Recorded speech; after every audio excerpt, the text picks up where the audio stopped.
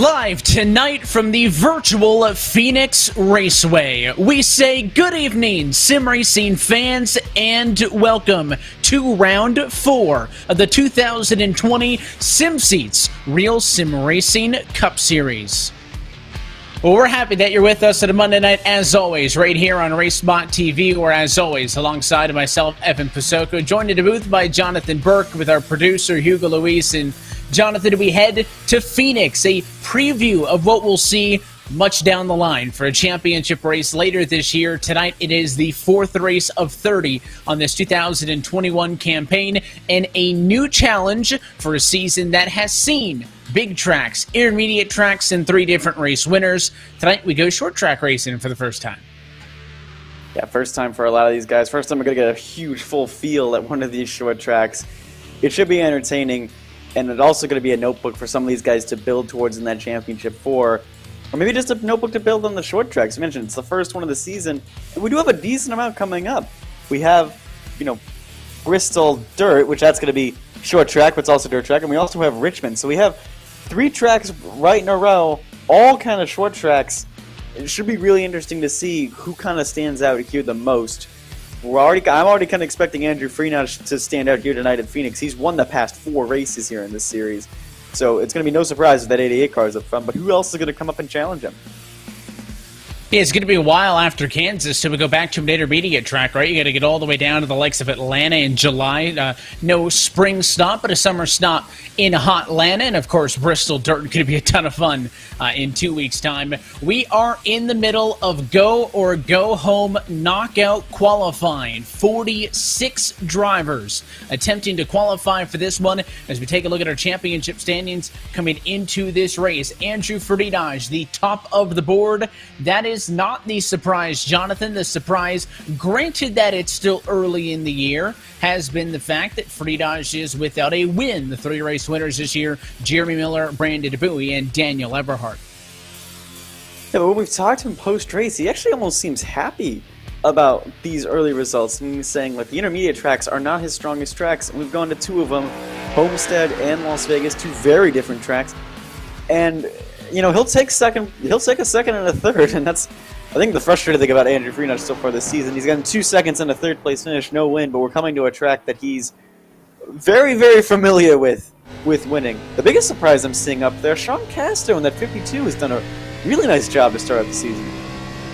Hey, just saw a look at Matt Danson, who gave us a bit of a wow factor last time out at Las Vegas, where he got his pole qualifying time in just a millisecond, maybe, before the clock struck 0. Tonight he gets it in well before. Again, 46 drivers attempted to qualify, and I think that's it. I don't think we're going to have any late race drama in this one. Sam Nieto was hit for the qualifying conduct scrutiny for spinning the tires, so his qualifying lap was disallowed. That means that he'll miss the show. It looks like Gary Weaver in 45th, and then Trevin Valderrama in 44th will be the drivers missing the show. They'll get a 10-point bonus the next time that they attempt to qualify and successfully do for a race, and missing this one will not count against their playoff eligibility. But a tough break for Gary Weaver. I think that's going to be the 2nd week in a row, Jonathan, maybe, that Gary misses out in Q. Trent Valderrama missed a couple of weeks, tried to make his season debut tonight, doesn't make the show. So it's cutthroat on these short tracks. The tougher one is going to be Sam Nieto in that 2 car, because we've seen him be fast. He was up front all night long at Homestead, and at Vegas he was in the mix in that top 10, and that's gonna hurt a little bit here, just sitting at the outside looking in, especially for someone that we're thinking is going to be a playoff contender later on this season. So a few moments before, we head trackside and get this race underway, and we talk about, it's a preview of things to come for later this year when we go championship racing here at the Phoenix Raceway on November the 8th. But Jonathan, to a discussion that we were having pre-race, let's look at the history of Phoenix Raceway, right? Of course, this track has seen many changes over the years, and once iRacing can get out to Arizona to scan it, it'll get another change to the most recent version in the near future, I'm sure. But historically, it's a racetrack. I talk about it being cutthroat, at least in qualifying. Same can be true for race trim. with the fact that these races can get a little bit physical and even messy at sometimes. Yes, it's a mile racetrack. You tell somebody at your local short track about the fact that, you're going to call a mile-long track a short track, they'd laugh. But in NASCAR Cup Series terms, definitely a short track. And, of course, that open dogleg on the backstretch going to be a point of concern, I think, tonight as well. It is open. There are no restrictions there, so restarts could be fun. Yeah, there's going to be a little bit of concern there, especially going down into Turn 3. I've run the track a couple times throughout the week, and that's almost the biggest concern, is coming back up on that dogleg going down into Turn 3. Obviously, this is you mentioned it's an older scan. We don't have the finish line on the back straightaway like NASCAR has moved it. We now have it currently on the front straightaway like it was. So the restarts are going to be as crazy as we saw maybe in the real-life racing yesterday, but they're all going to be hectic, and that's going to be a point where you can try and get a few places on the restart and maybe try and edge out. But the problem is you're going to lose a lot of speed coming into Turn 3, and then you could be victim to getting past coming out of Turn 4. It's a really tricky racetrack, and you say this is not a short track, it races like a short track. This is almost a short track. You've seen the fights, the battles, the banging wheel to wheel, the cars going into the wall. It is almost a short track style at a 1 mile track.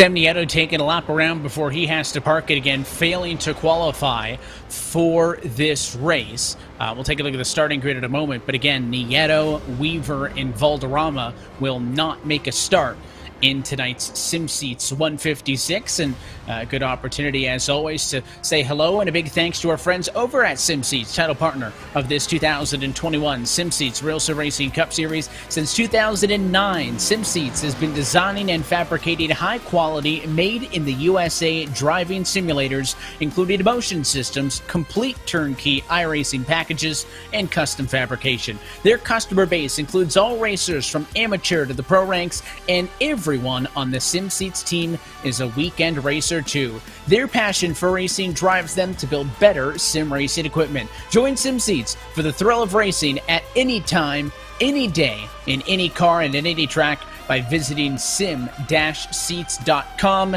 to learn more information. Let's go trackside, take a look at our SimSeats starting grid for round number 4 of 2021.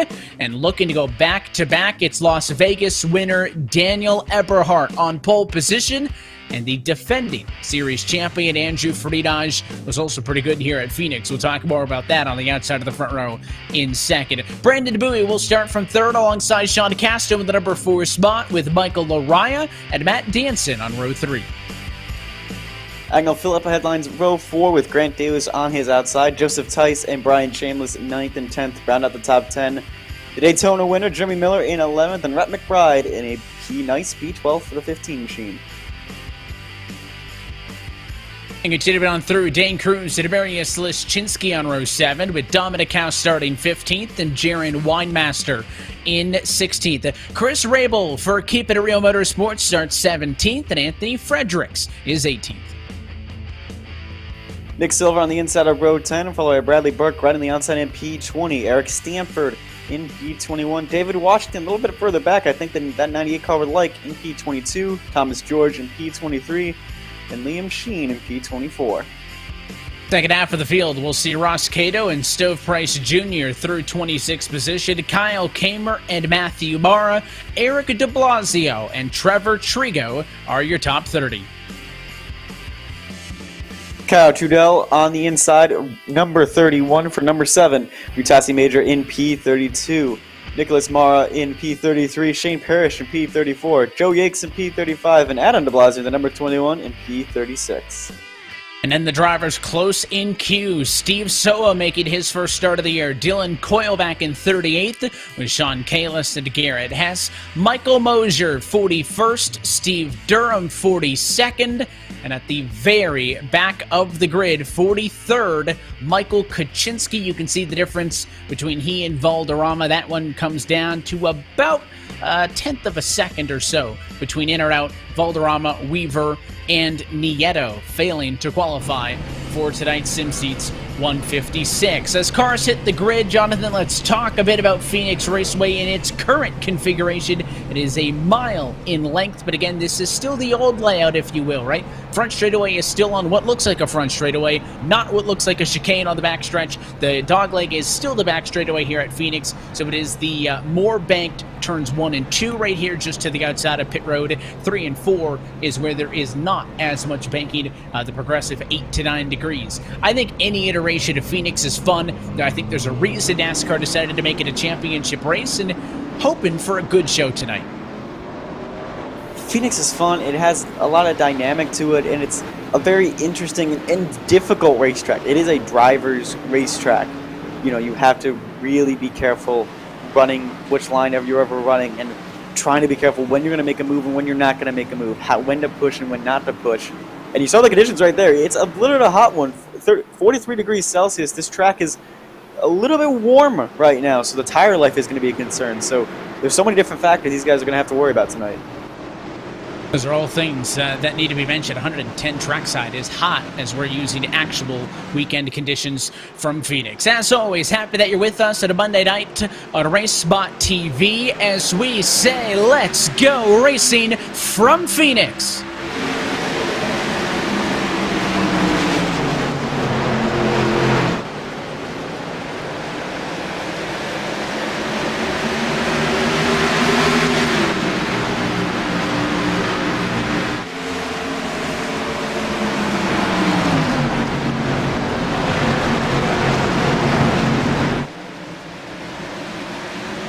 It was an early dive way to the inside for Daniel Eberhard on the dog leg, but the first lap is led by Farinaj. Farinaj's spotter probably went inside, and Andrew probably just went where. And now here comes Brendan Bowie to the inside, and Nani's going to stay high. See, there's so many different ways and lines to go about in that dog leg. And surprisingly good run by the 34 there. Normally when you dip below that yellow line, you're not going to get that momentum, but keeping it strong and is able to get second place there. Of course, Bowie, race winner from Homestead in the second race of the year. Didn't take him long to get back into SimSeat's RealSimRacing Cup Series victory lane. Your race winners from the season running towards the front. Second, third, and then in the case of Jeremy Miller, down in 9th. So all inside of the 10, but even including our non-points races, 6 different race winners in the 6 races so far this year. And looking just inside of the top 10, that's Grant Davis under fire. Looking down to the inside is a challenge by Mariusz Leszczynski. He'll get 1 spot now, maybe more, as Chris Rabels, 29, follows on through. And here comes Nick Silver in the 3.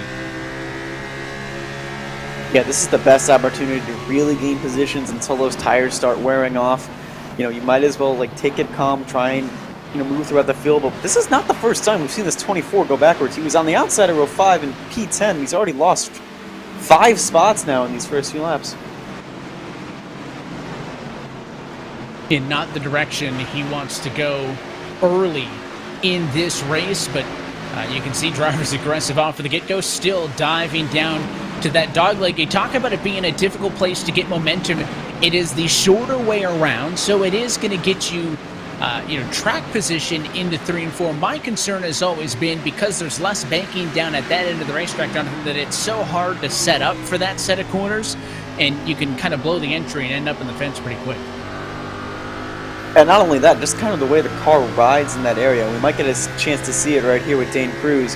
Kind of bottoms out a little bit when you get to that lower banking portion. You can see all those guys diving down. You can see a few sparks flying as well. Like, the car is a little unstable. It doesn't want to go on that banking chain. So you're almost more worried about coming back on the banking and making sure you're controlled and have momentum. Because if you have to get out of the throttle and save it, you're toast. Now you're going to be victim to whoever's behind you, and you're going to be losing 2 or maybe 3 spots. Issue early on in this race for Thomas George, who missed the start after he dropped connection from the race, so he needs to get back on track. He's the 43rd and only other driver not on track at the moment, so it's going to hurt for him, but at least still an opportunity to race for points in this one. Taking a look at Bradley Burke, talking about right in the middle of the field at number 95, up a spot to 19th position, and holding off Eric Stanford for the moment. You may see that 4-car of Anthony Fredericks behind, taking a peek. For the moment, though, the mid-pack actually single-filed out pretty quick. Not a lot of space between them, but able to keep it off each other's doors, at least to get this one underway. Yeah, I think we had a week of official competition. I think everyone kind of knows, like, it has been a bit of a rough week. You know, it's going to be a little bit bumper to bumper, and especially since this is a long race. It's 156 laps. Lap times around 30 seconds. We're going to be here a while, folks. So just making sure you're keeping calm and kind of taking care of your car and yourself. You can see already a little damage on the 23 here of Matthew Mara, but just making sure you're in position at the end of the race to get the result you want. You can even watch that rear end already sliding out there, too. Yeah, it's a little bit weird because it looks like he's turning to the right, but yeah, going the right way, and you can see as he gets on the brakes, he actually leans forward in the chair, right, with that motion to brake. We've seen how cool that is under green, but also kind of how rough that thing can be when he's been involved in some incidents earlier this year. We've seen that thing shake him about quite a bit, but that's the real feel you get, hard and onto the brakes, and certainly nobody going below that yellow line, and pretty much all staying in position for the time being, Jonathan. I know a big point of conversation over the last week on the sim is that the newest iRacing build has come out, the 2021 Season 2 build, and at a lot of racetracks, it has given more lines up the hill, so it's not just a one-laner, so not really a factor, I don't think, here at Phoenix, but a topic of conversation going forward certainly is that some of the intermediate tracks are going to look different than they did for the first few weeks of the season. Yeah, it's going to be a little bit of a different thing, and that's one thing that really is exciting and also kind of scary about these long sim seasons is that we have build changes mid-season. It's not really going to affect this race. Phoenix is a very difficult track to run multi lines, and oh, never mind. Actually, there's a few people back here trying to run multiple lines, but the biggest change is actually with the smoke and visuals. I'm thinking it's a short track. If we get a big car pileup and there's a lot of smoke in the air, drivers could be struggling to find a way through. Another change as well was the drafting on super speedways is totally different. You can actually pull alongside somebody, get close to the quarter panel like you'd see on a Sunday afternoon NASCAR Cup race, and actually take the air away and put that air onto the spoiler of the car next to you, slow them down. You can actually get a little bit of a tandem going. You have to lift a little bit out of the throttle or hold the brakes just a tad to not get too far in front. So instead of the kind of massive packs where you can kind of do whatever you want to do with the car, now you have more tools. You can pull up alongside somebody, put some air under the spoiler, slow them down, but it is more difficult to do so. So we'll get our first taste of that for round 7 next month at the end, April the 26th, for our first of 2 trips to the Talladega Superspeedway. On board with Mariusz Leszczynski. He's been in the middle of a lot of these battles so far tonight. That's the number 15 to the outside of Rhett McBride. This battle for 10th. Got Rhett doing a good job trying to hold his line, trying to stay alongside the 03. 03 is able to clear, but now Rhett comes back to the inside. And that's also what makes that dogleg dangerous. The over-under moves coming out of turn 2 into turn 3. Super, super dangerous and super likely to happen. And that 15, can he hang on to it? Good save. I don't think he liked sideways right into the barrier. Yeah, I don't think he liked what Leszczynski did there, right? Rhett crossed Leszczynski over, and then the 03 drove it in deep into turn 3 to stay ahead of the 15, and I think Rhett tried to give it a little bit too much to fight for that spot back and nearly took himself out. I know Rhett's always got one of the best looking cars in the field, making the change to the 15 for this race and for the rest of the year. That opened up a handful of numbers. Joseph Tice moves to the number 5. That's kind of been the number that he's always ran on the sim, and that opened up the door for Liam Sheen to move over to the 1. So there are a couple of number changes amongst the field that may confuse you if you tuned in for the first couple of races of this 2021 campaign. And let's go on board with Rhett McBride once more. You can see there's that slide by Leszczynski to get in front, and I think he tried to give him a bit of a shot. Set over 3 and 4 and almost lost it. Well, it's a good thing that 03 is already red, so that way when I say McBride may be seeing a little bit of red, well, this car is already red. I mean, literally seen Rhett at times, and now Rhett is in a bit of a pickle here because he's got a handful of drivers all over him. Dominic Howe looking all over in the Swan Energy Toyota to find his way through, but Nick Silver's the one who's got the line, and his Plan B sales Ford Mustang slides on through to take the spot away. So I wonder if Rhett McBride maybe heated up the tires a little bit in that attempt to cross back down to the inside. And it's super easy to do here. There's not a lot of banking, and it's super hot already. It's a rougher surface as well, so and we're already going to see this. It's lap 20, and you may think it's pretty early on, especially for a 1 mile track to be talking about tire wear, but it is a very, very easy thing to do here at Phoenix, is to really overcook those tires and really go backwards in the field. You have to be super careful, especially out of turn 4. You can see so many people get sideways. Dominic Howe just into the wall. No, no, no, no, no. That was close. Oh, no, more spinning. The 24 almost got away with it, but a caution at lap number 19, crossing to 20, and you were on board with Dominic Howe as it happened. Same spot that Rhett McBride got loose, and I wonder if there was contact because it looked awfully close. Yeah, that's the trickiest part about this fixed setup is going to be turn 4. I think if you open up the car a little bit, make it stable in turn 4, you get it loose. But here's the race off of 4. You can see that 86 getting a bit loose. There might have been a touch, like, through the corner, but I don't think anything big. And this is the dangerous part. He tries to save it and get back on the track, and there's just nowhere for these guys to go. Grant Davis is around, de Blasio in the back of him. And some of these guys, I mentioned the smoke, and some of these guys could not see the pileup on the straightaway. It's a good thing that didn't involve more cars. Yeah, Grant Davis is the one who gets turned in all of this. Watch this. He checks up, and a hit from behind. That was Adam de Blasio, who didn't see what was happening up the road, turned the number 24, and then it was the 11. Yeah, got to hit a couple of, and then it was Eric de Blasio.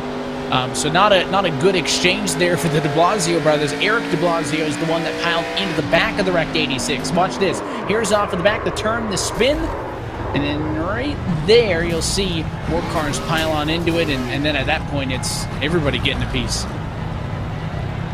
Yeah, as everybody, I think, a little bit too fast and too optimistic about trying to get through that wreck. I think they saw the 86 on the high line. They didn't see the 24 on the low line. We have a few takers on pit road, about a third of the field, and some fast cars in here. Bowie and Loraya, so that's an interesting pick, as well as Trigo and Phillip that have come down.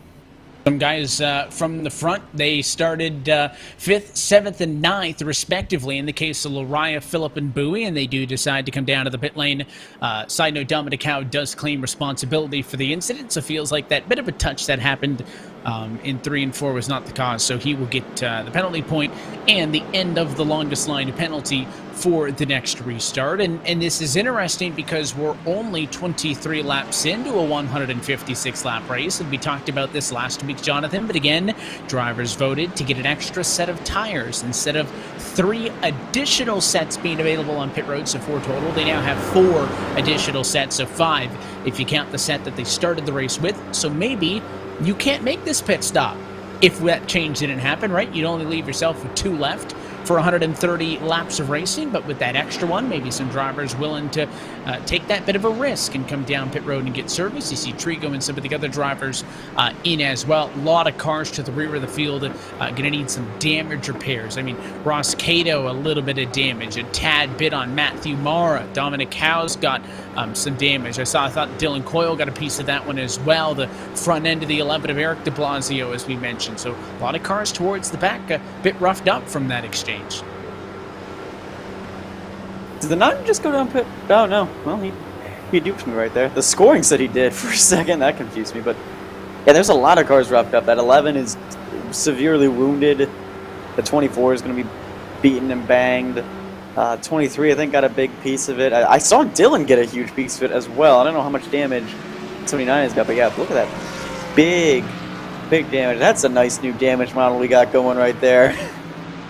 I'll tell you just quickly on the note of coming down pit road, I will never trust pit road telemetry again, because last year on one of the IndyCar on iRacing challenge races for NBC Sports, my timing and scoring said that Will Power had come down pit road, so I said that, and then Lee Diffie repeated it immediately on TV, and it was just a glitch. Will Power had not come down pit road.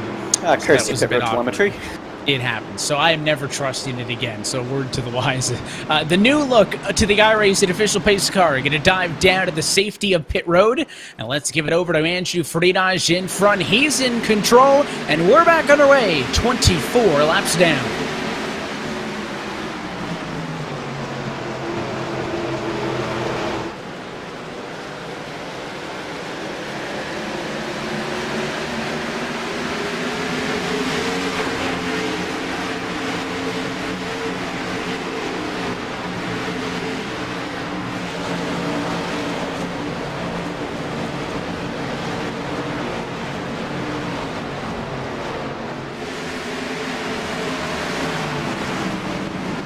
to this front two single file. Then it's just a pack of very, very angry cars, and some that are on 25 lap old tires, and some of them that are on fresh tires, and it's gonna be hard, I think, for some of those guys that just pitted to make it through the field, because there's also damaged race cars that they got to pick off as well.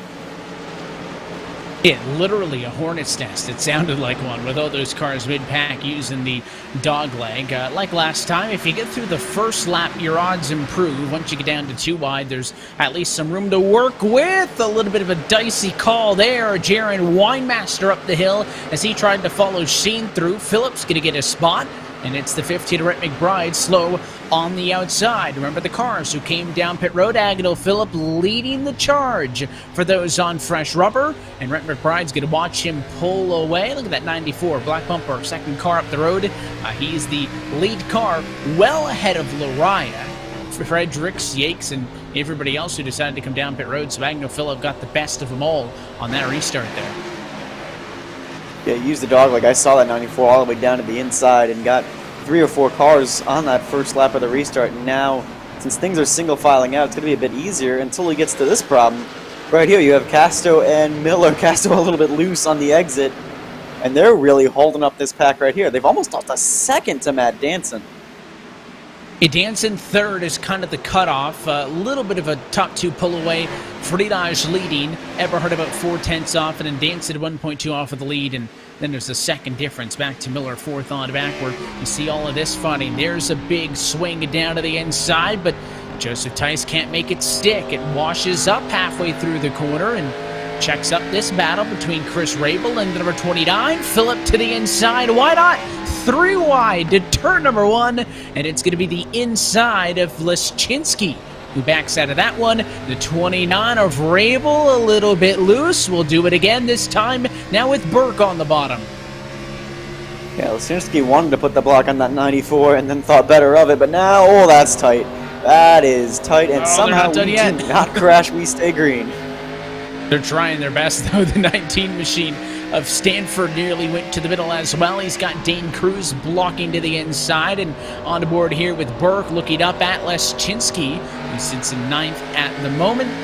Looks like these two will calm things down. Phillip, though, continues to pick cars off up the road, getting around Casto, and now moving into the number 6 spot. Next up, the 3 is Silver, the 27 of Miller, that duo for 4th and 5th. And since they're single filed out a little bit, it's going to be, I think, easy pickings for that 94. There's the rear cam of the 27. Oh, he's already got Nick Silver, and I think this 27 is just sit and duck now as soon as we head into the dog leg. I figured it would be a benefit, right? The 24, 25 lap tire advantage, but honestly, I didn't think Agnell Phillip was going to be able to drive through this efficiently. Puts those two down without an issue. Now up to P4. He's got clean racetrack to work with before he gets another one, though.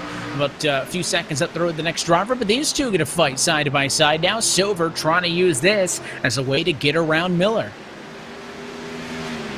Yeah, these are all guys that are really, really close in lap time. So the 3, the 27, the 52, and the 5. So I expect these guys to fight all race long, but I don't think anyone expected the 94 to get up the field this quickly, because Michael Lariah and Brandon Bowie was up here in the top 5, still has yet to reach the top 10. He's still trying to make his way through Eric Stanford. And this 94 is just driving angry. Maybe that's the key, is to drive a little bit angry. He has been the best car on track the last several times by. He's about a half a second faster than all the cars up the road. Right-hand side of your screen on board. In the runoff to turn number 3 and 4 with the 34 car of Brandon Bowie. And then that left-hand side, watch it, Agnell Phillip trying to reel in those race leaders. Is that Lariah in the mix as well? Sticking a nose out, trying to make some moves. I mean, the drivers everywhere trying to advance their position early in this race. A long way to go, though. Off of the back and dance it. You'll see Agnell Phillip and company slowly start to close that gap in. Difference between the two of them, gone. There he goes, passed and through into P3, and at this rate, Phillip should be at the lead in about 3 laps. Yeah, but he's going to be running out of time here. He's about 13 laps now on these tires. Once you get like to 15 and 20, that's when you notice that cliff start to fall off. So that 94 is going to slowly tamper off a little bit. He just did last time by, although he did pass Danson. He's still almost half a second faster than that 90 car. He's already there. And again, wasn't the only driver to get tires. Lariah up to 7th, Bowie up to 10th, but just nobody able to do it at the rate that 94 has done. He gets Eberhardt, moves into 2nd. Next up, only Andrew Friedage, who kind of quietly from 2nd on the grid with Eberhardt starting this one on pole. Jonathan, Friedage was so effective on that initial green flag. He's kind of very quickly taking control of this race, but the strategy going to mix this one up because Philip's going to get him. Yeah, it's hard to dislodge Andrew Friedage from the lead at Phoenix, and that's proven fact. As again we've mentioned, he's won the last 4 races here at Phoenix Raceway, but I think fresher tires is going to be the king here right now. Although again, the 94 is slowly running out of time. It's about 16 laps into his tire stint. It's gonna start fading away. He was only 3/10 faster last time by, so catching is one thing. He's gonna have to now pass that 88. Look back into the Hornets nest, as you call it, of this midfield, and Winemaster has some company. In this mid-pack where they just can't agree on much, and the second somebody makes a pass, the next driver is crossing them over and putting it back to him, and yeah, just kind of very relentless, I think, to this point. Is now Agnell Phillip to the inside in turn number 3. New race leader at lap number 39, Agnell Phillip, to the top of the board. Has had so many good opportunities, even already this year, to get himself, an opportunity to score some big points, to find himself in victory lane and whatnot. But one of the drivers who came kind of onto the scene last year, Jonathan, and made a statement, that he was a contender to go deep into the playoffs, to maybe be a dark horse for the championship, only making his 3rd start of the season, so he's got some making up to do, and use the dog leg to make the pass. There was nothing really Friedage could have done there. No, I think on fresh tires going underneath in that dog leg, you can still make that momentum. And Philip's been one of those drivers that has been trying to find a way to make a leap to the top of the standings and make some noise in the standings. And I think this is a good way to do it. Show that, A, he can get through the field faster than Brandon Bowie and Michael Lariah, effectively, because he's still several seconds ahead of. He's 5 seconds ahead of those two, and then being able to take the lead and put some distance now here, settle in for this nice green flag run. And the nice thing is, Friedage, Eberhardt, and Danson, they got to come down in not too long's time for tires and fuel, whereas the 94 can stretch it a bit further. Well, this is where it would be good to cue Dylan up on the radio, right, to ask him about the fuel numbers, because in theory, if this race goes green, and Agnell Phillip and company don't have, if they can, that 24-lap difference can eliminate a pit stop from this race, if it were to go green, then they're in a really good spot, right? Even if it doesn't, they're at such an advantage, you could pit with everybody else when they do, still be seconds ahead. The risk is, of course, if you do decide to do that, well, you don't have an extra set of tires available for the end of the week, similar to how everybody else does, right? So positives and minuses based on the strategies that you're on. As we take a look at Brandon Bowie, he and Lariah have been on the move. They've both been able to get around Danson, so the next 2 cars with fresh rubber to 4th and 5th is the Logitech GL2C Sports entry. You're defending IRAP's Winter Series champion in Danson. Kind of just has to deal with watching him go on by. Yeah, I think Matt's honestly content with this, though. He's running in a solid P6 at the moment. He's got 3 guys in front of fresher tires. The nice thing for him, he's keeping Eberhardt and Friedage at least within sight and distance, so he's not losing massive amounts of time. I think this is okay, and I think that's why these 3 aren't fighting as hard. And I say that, but Eberhardt almost puts the door to the 44. And I think that's why they're not fighting as hard, because they know it's just fresh tires. It's not really showing the true pace, so on equal grounds, maybe those 3 will be faster. Here's a look off of the back end of Lariah with Eberhardt, and Lariah actually a lap down, I believe, at the moment. No, in 3rd. Scoring was just taking a minute to update there. That's why I was so confused. Yeah, so Lariah in 3rd. That makes much more sense. Also working his way through. Remember, it was he and Bowie, along with Phillip, kind of the lead chargers for that tire strategy. So he gets on through. I mean, they've been out there for the cars who haven't pitted the whole race, right? 46 some odd laps. I mean, can you get to make it a two-stop race at around 50 and change, around 100 and change? Because if that's the max, then Phillip and all these guys, Jonathan, they're going to have to pit 2 times, right?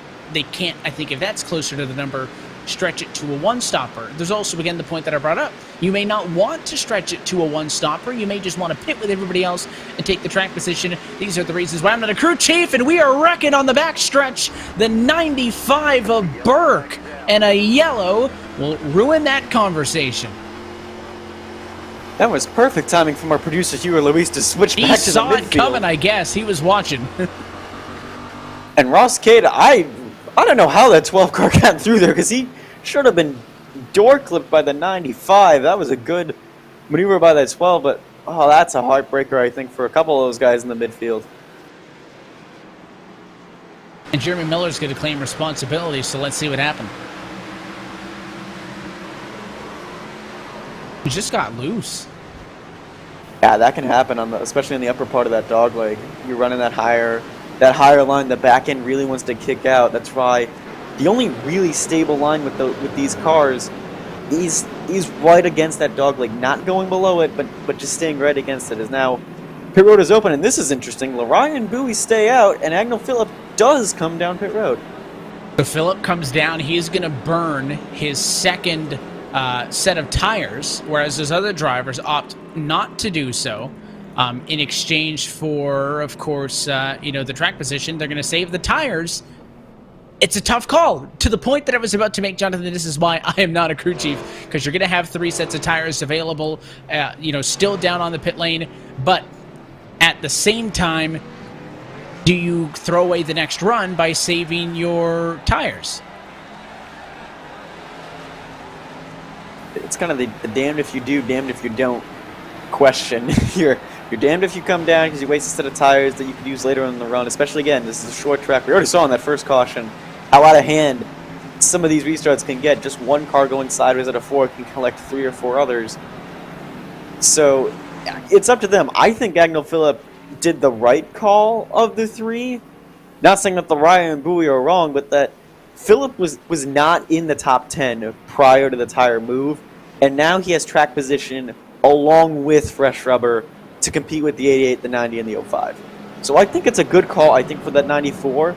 The 34 has already shown he has pace, and the 44 I know Guido has pace to hang with those guys, and we've seen it in previous races. So it's a damned if you do, damned if you don't scenario. And it could be damned now versus damned later, right? Because this is going to suck for Lariah and Bowie, because they're going to get swallowed up, right? The difference between those guys when they had the fresh tires and the rest of the field was about 28 laps or so, but they were in the minority, right? They are the only 3 drivers to stay out if you count Kalis in with them. Everybody else came down for 4 tires, so they're just going to get absolutely swallowed up. Now, if this race starts to have more yellows, certainly that hurts somebody like an Agnell Phillip, because he has put on his second set of tires. He only has 2 sets left. If the race goes green, he's golden. If we get to the point where we have a yellow every 30 laps, he's not going to be able to get tires. He will have to take a point where he says, all right, this needs to be my run to save tires, and I kind of have to give things up. So there is no perfect solution, but there are maybe better ones in the moment, and you will see. I mean, Lariah is going to get a bonus point for leading a lap here, but this could be a really dicey restart with the 44 and the 34 dropping back. Yeah, especially since there's only 3 of them, because, again, we mentioned Sean Kalis is in this mix as well. They're all on older tires. It's not like that first stop where it was, all right, we have about 10 guys that pitted and 33 cars on old tires. Well, we have 3, and we have 40 guys that have pitted, and they're on fresh rubber, so it's going to be a big difference. And, like, Brandon Bowie was up there in the top 5. I don't think he's going to, and same with Lariah was in the top 10. I don't know how far they're going to fall. It really depends on how this restart goes, Evan.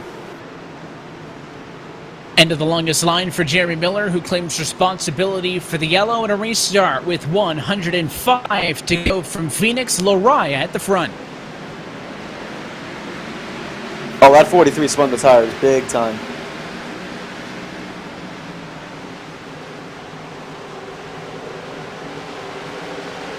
And a caution immediately. It's issues towards the rear of the field. Was it Trevor Trigo? It's the only driver I see to the rear, but obviously some issues on the restart there. Well, if it's a accordion effect. Oh! Well, that's an interesting one.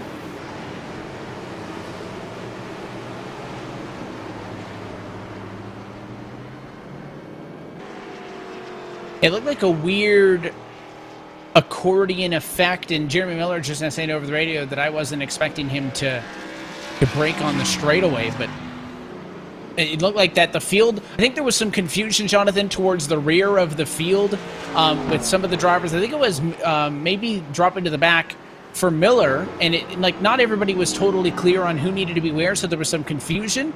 And I think it just meant that even though the green was out, a lot of drivers were still coasting, and Miller kind of went through them.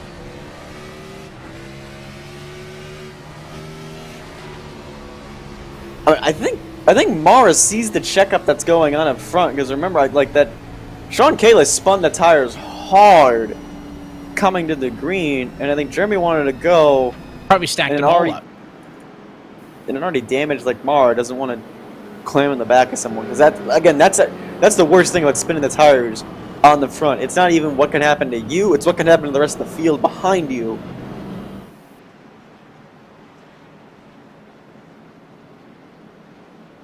So a bit of, I was going to say mid-race, but I don't know if we can say it quite there yet with 103 laps to go. But third of the race. For a good start, things have kind of got a little bit crazy strategy-wise, and Jeremy Miller's having a rough night, second straight incident that he's been involved in, and a very quick change up at the front of the field. Brandon Bowie going to take the opportunity to score a bonus point for leading a lap. He was restarting in second when we got things back underway, and in the very short time that we were green, we saw that Michael Laraya decided to come down pit road, so Brandon Bowie stays out. He'll collect a bonus point, and now I don't think it's as dire if he drops to the back, because he gets a point out of it, but he's now the only one left on the racetrack because Kalis and Laraya did kind of wave the white flag and forfeit after that very short run. Yeah, I think coming to the green on old tires like that, like it is a concern to spin the tires. It's always a concern, no matter how old your tires are, no matter what track we go to. The restart on old tires, you got to be wary of it. And I think here's the field forming up. So the field's forming up. Moser has to check up. The 22 has to check up. Dylan has to check up.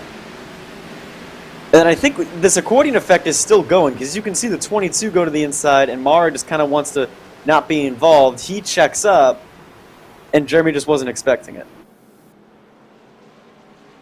So we'll see if we can try it again. Yes, we will. Lights out on top of the iRacing official pace car, and Matthew Barra not happy with the way that's worked out. 37 drivers on the lead lap at the moment. Jeremy Miller, Trevor Trigo, Bradley Burke, Grant Davis, and Matthew Barra a lap down. Thomas George still -7 after he disconnected at the start of the race, but I believe that would indicate that everybody who started this race is still on track, so I'll take it. Well, it makes this restart better as well. It's a single file one, because we were not able to complete a lap. So that'll string things way out. As you can see, they'll stack them up against the outside wall so that drivers cannot pass them, because the inside, passing on the bottom, is against the rules for a restart. You can pass something on the outside. These are iRacing rules, not league mandated, so that's why on a single file restart, which per league rules happens if there's a wreck within one lap of restart. They're all up against the outside wall. Sounds like drivers are still wrecking in the back of the field anyways, but the green flag's out and we're back underway.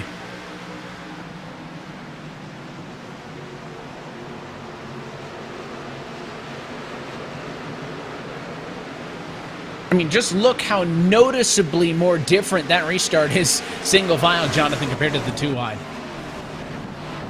Yeah, Bowie doesn't get swallowed up as quickly, but here comes the very hungry and angry 94 machine, and then you have Eberhardt and Freenach not too far behind him, so don't know how long this lead is going to last for the 34. I think out of this corner, you're going to see a huge run down the inside.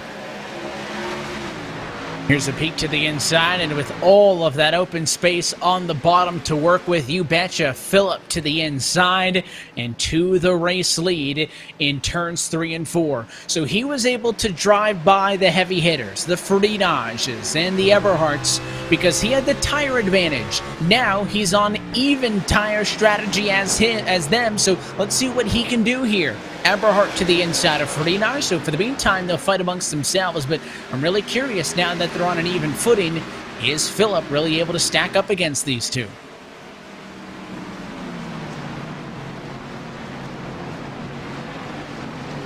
I mean, yeah, good news for him is that the 90 and the 88 are so close to each other, they can fight amongst themselves. The 94 can kind of carry off into the distance, but right now, it's got to be stressful though if you're Agnell Phillip, because you want these two to fight, need these two to fight, and you're leading the way at a track that you haven't even run in the Real Sim Cup Racing Series.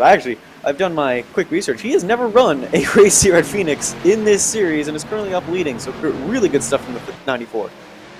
Yeah, not bad. We talked about the the limited appearances per se that Agnell Phillip has made in this championship. A driver who made limited start, didn't really get an opportunity, by the way, to make a full look at that championship last year, right? This is only his 15th start of his RSR career. In that time, though, a two-time pole sitter has yet to win in the SimSeats Real Sim Racing Cup Series. But I think this year, putting forth I don't know if it's going to be a total full-time. I would think that, this is his third start of the year in round 4. You need to start 15 of the 20 regular season races to make the playoffs. I think that Agnell Phillip can be on par for that, and barring anything crazy, this is going to be a full-time campaign, and I would be shocked if he's not a playoff driver. But I don't know if he's got it to win here tonight, because that little battle for second helps him build a bit of an advantage. But once Friedages held off Eberhard, they have both now caught right back up to the 94. The difference of about a car length and a half as you look off of the back end of your race leader. Yeah, right now it's going to be about defense and putting a stern defense up to that 88 machine, because now the 88 is dispatched Daniel Eberhard for the moment. He's got like 3/10 of a gap, so now Andrew can focus on trying to get underneath the 94. But Phillip is really good out of 4. His weak point right here is coming through 1 and 2. This is where Phillip struggles. You can see Friedages get a bit of a run here, although Friedages got a bit loose as well. So on even tires, he may be okay. And again, not only does he have 2 poles, he also has 2 second-place finishes, but not very good finishes on the short tracks. This is a real surprise, honestly, to see this 94 up here as we go back here to this Hornet's Nest and poor Brandon Bowie getting swallowed up. Yeah, we knew it was going to happen. I didn't honestly impressed that he's been able to hold on for this long. I thought that it was going to be a little bit more abrupt, but as he does drop to the rear in this, Bowie doing everything he can just to not make it too painful on some 30-ish lap old tires than everybody else, and doing the right thing, holding the outside so Dane Cruz can go to the bottom. So Chris Rabel, the 19 machine of Eric Stanford, give those faster cars the bottom, hold your line up top, and I think that's the best way to avoid any incidents, because we saw those 3-wide moments on the previous run to this one. It's very easy when faster cars are passing slower cars that things can get out of control. So Bowie very responsible here, staying out of the way for the most part. And on board with Ross Cato, the Fast Forward Esports Ford. Pretty damaged, I'll say, both to the front and the back end, but up from 25th where he started. So obviously it's not that bad. It's about the end of the day, if you come home with a little bit of a wrecked race car, it's okay. I mean, remember the Clash winner from 2020? That finishing car that was basically bare bonded and duct taped together? I think it just matters about the end of the day, not how you get there.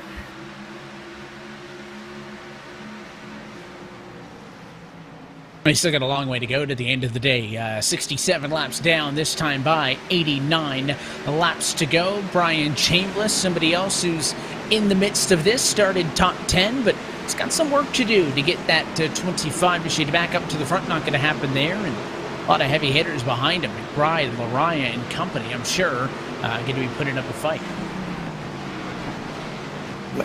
Chambliss has also been a driver like Sean Casta that's really impressed me with his consistency so far. He's 4th in the points, and he's shown that this 25 machine is a top 10 car. so far this season. It's a matter of just getting in that top 5, like breaking that barrier, like we're talking about Agnel Phillip. There's a couple drivers in here that need to just break that barrier to really show they're a dominant force. Right now, Sean Castro, I think he's breaking because that's a Winter Series champion behind him, and he's giving him a tough fight. We've heard this from Cup Series, heavy hitters in the past. Fernandez just said it, not a big fan of how the Cup Series car drives. And Matt Danson has said some similar things, Jonathan, that this is a very different car than what he won that IRAP's Winter Series championship in, and has never not been, so far this year, a top 5 car, aside from Daytona, in which he failed to qualify for after finishing at the back of his duel.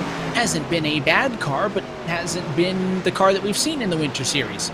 Not that I'll ever criticize somebody for being a consistent top 5 car in the SimSeats RealSimRacing Cup Series, because that's far and above what most people on the sim are capable of doing. But Matt has admitted that still working on trying to figure out how this thing drives. Yeah, it's a different package, and especially since, at the beginning of this season, we started 2 intermediate tracks. We only had 1 during all of the Winter Series, and that was at Las Vegas, and even then the 05, I think, finished in 4th place. So we had the short tracks, and we had 2 road course races, and that's where I think a lot of us are fearing that 05 is going to be strong on the road courses. But you even mentioned he was worried about Phoenix. I think he's honestly happy to be running in the top 5 right now, and again, keeping his eye on the 90 and the 88, making sure they're not getting too far away. I think it's a good sign already for the 05. And again, if a late race caution comes out, you can't count him out. Good stuff right now at the front of the field. Agnel Phillip has been able to maintain, but he is not getting away at all from the likes of Fernandez in 2nd, Eberhardt right there in 3rd, and the aforementioned Matt Danson in 5th. Also, how about some love to Sean Casto, P5. Started this race 4th. He has been consistently good. Plan B sales as well represented in the field here tonight, because they're on board that 52, and they are on board with that number 3 behind of Nick Silver off of the back end. But 2 drivers who are having a great run this evening. Silver's kind of had to drive through the field. A bit of a different story for Casto, as we see mid-pack things are pretty dicey. That's Chambliss in the midst of what for a moment was 3 wide. There it is with Lariah split in the middle. Yeah, Casto, who hasn't been in the RealSimRacing Cup Series since 2018, didn't run in 2019, didn't run in 2020, back this season, and proving that he can be a good force. And look at this back in the midfield. I think we have this damaged car of de Blasio, who's got this front end all dented up, and then Brandon Bowie's on old tires. The 82, who's just trying, I think, to survive, and then the 12 car, who's been through the wars, and poor Kyle Trudell, we haven't really mentioned or talked much of today, still back here trying to find his way through. You see a little bit of a lick of left front damage on that number 7, so my guess would be that's hurting that Extreme Performance Motorsports Chevy Camaro ZL11LE just a little bit. But of course, for Bowie, we talked about it. He decided to save a set of tires, so he still has 3 sets left on pit road. But he, after starting this race in 3rd, Jonathan, is now in the 20s. And even if he can get those tires on, at some point he will. Assuming that happens when everybody else gets tires, I don't think he's going to blitz his way through the field like he is, dropping. Even tires at a spin on the apron in turn number 3 and 4. It's Brian Chambliss up against the inside wall. It is just the number 25 for the moment, so no yellow, and we will stay green. I believe that car got loose all on its own while battling with David Washington for 18th and 19th spot, but it was on the apron. There is no yellow. Yeah, that's unfortunately a place where that yellow's not going to trigger. If he spun out on the inside of the dog leg, that yellow would have came out and we would have bunched up the field. But yeah, he comes back up. It's a little close to Washington. Yeah, and it's just a little too hot into turn 3, and it's a slow slide and a light little... Did he touch it? I don't know if he did. If it was just a pack, and you talk about it being too hot into the corner, too hot trackside. Track temp now up to 115 degrees, the hottest we've seen all season. Yeah, that's gonna roast these tires up like some nice burnt marshmallows right there, basically, because it's gonna be hard to save and then hard to push. So either one, the tires are going to degrade quickly. And right now, 94 doing a good job of keeping these two at bay, and I'm wondering if that 88 maybe has overcooked the tires, trying to get around Phillip, and Eberhardt's done a better job saving him slightly, because he's now right back on the back bumper again. Hey, he gets right back to it, right? I mean, there's a little bit of an accordion where it gets up to 2 car lengths, then it's, you know, looks like a pass for the race lead is going to be imminent, and it comes back and forth, but, you know, I always wonder, you know, is any of these drivers, is Freenage, is Eberhardt pulling a Mercedes, right, where they go to preseason testing and talk about how slow the car is, and then round 1 they just kind of go out and blitz the field by 20 seconds? Like, is there a little bit of sandbagging going on here with Phillip, Freenage, and Eberhardt? Well, you know, Eberhardt got passed for the race lead very early, Jonathan, but he never fell back from Andrew Freenage, right? He's been within a car length the entire time. Are they that even or not? A yellow at lap number 81 will slow things down just past halfway, and Jeremy Miller is facing the wrong way on the front straightaway, but Steve Soa is going to claim responsibility for the yellow. Yeah, Soa's to the outside. Here's Miller. Soa gets a little bit of tight, overcorrects, and the no good, very bad day continues. 27 has just been beaten and banged all over the place. It's just a tough break. We talked about those loose conditions. It caught Soa there, and honestly, probably would have been able to save that race car, aside for the fact that Jeremy Miller was trying to make a pass on him at the same time and kind of came down, hip checked the 27, and that's the no good, very bad day for Jeremy Miller. Continues to get worse. Here's his view. Yeah, he gets a little loose, and it's almost in that blind spot. Like, he didn't have any idea that Sheet's car was coming down. And, well, if Soa's reclaiming responsibility, good news for Dylan Coyle is that the Wawa versus Sheets battle, Wawa is now ahead, probably. Well, depending on these pit stops, obviously. Yeah, after being the other way around for most of the night, those two guys have been very close, battling in the high 20s, low 30s all night long. So that's been a fun little group all evening long. There is no split decisions this time, maybe aside for Mara and Kaylist. Everybody else down pit road. And now Aguinaldo Phillip at lap number 83 is going to burn his 3rd of 4 available sets of tires. So he's only going to have 1 left as he leaves pit road.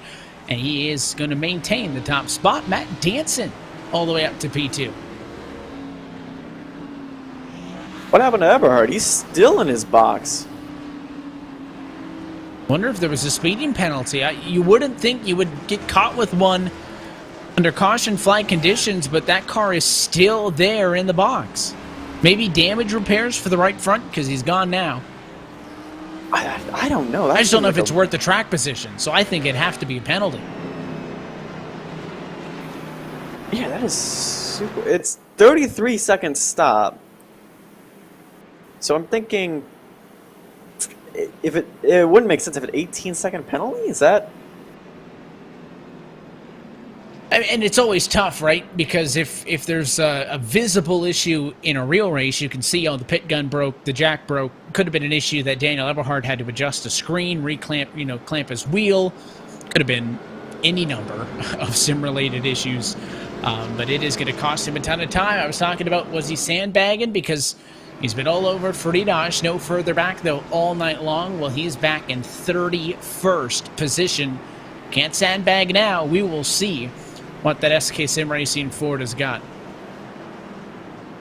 Yeah, it had to be some sort of damage or penalty issue, because if it was a technical issue, the pit stop would still register, I think, at a 14, 15-second mark, like everyone else. I think it's just something was awry. Either he had a speeding penalty and needed a stop, or I don't know. That's a bizarre one. But now, I guess we're gonna get entertained. I've been perplexed by a random seeming penalty on pit road, even if it was a speeding penalty. There's no way for us to know, so it's always a bit of a guessing game. So I mentioned Kaylist was the driver who stayed out. Looks like he circled back on that concept maybe and decided to come down to the pit lane. So it is going to be only Nicholas Mara out there. The Bocconi setup shot Toyota. 36 lap old tires. Already telling guys, hey, I'm just going to try to get out of the way. He's got some bonus points secured. He has only come down pit road twice, so he doesn't want to burn his second to last set of fresh rubber. That's why he is hanging on to this one. Yeah, it's still going to be a dangerous situation for this mid-pack right here, because you're going to get down into turn 1. There's going to be a slow 32 on the inside. We'll see what happens. Hopefully the 32 can get on the gas and not cause a stack up like we saw the last double file restart. Let's try it again. This one, 85 down, 71 laps to go from Phoenix.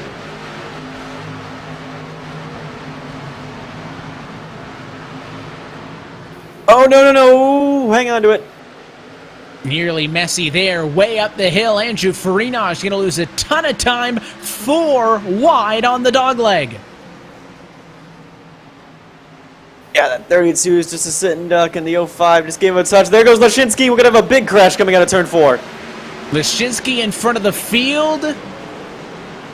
And did they all avoid him? Maybe a small touch for a couple of the drivers, but that certainly looked like it was going to be real ugly.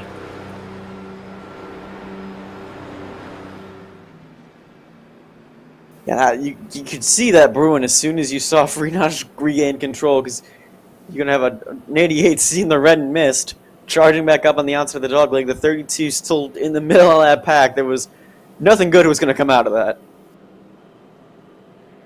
And, you know, Nick's doing everything he can. He told them, hey, I'm going to let you guys go. Problem is, as soon as the car jumped to his outside, remember we were talking about Bowie, how he just held the outside? As soon as the car got to the outside of Nicholas Mara, there was nothing he could do. And let's see Lashinsky on the bottom here.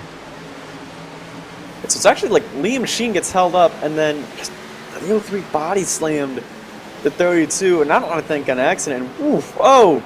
I think Shameless got a piece. How did Dylan Coyle not slam into Lashinsky? I think Kalis got a bit of a touch, too, when Burke swerved to avoid him, but I was with you on that one. I was waiting for that to be about 24 cars. Instead, I think maybe 2 actually end up with some substantial contact from all of that.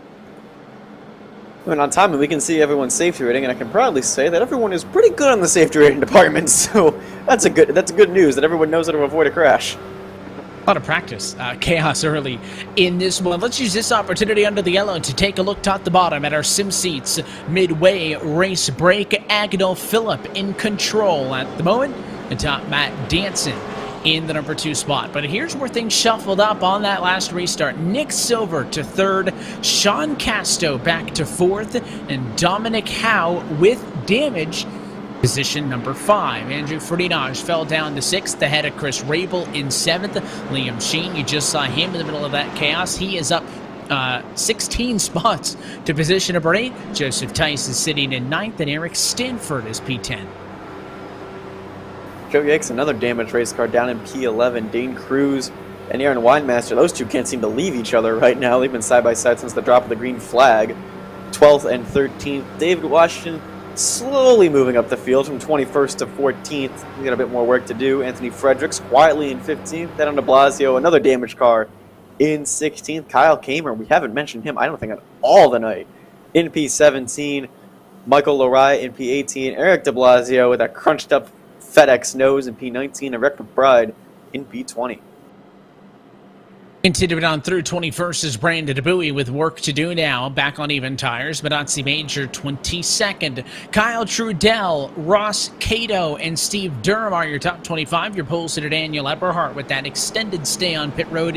It's 26th. Shane Parrish 27th. Stove Price 28th with Garrett Hess. And Dylan Coyle the top 30.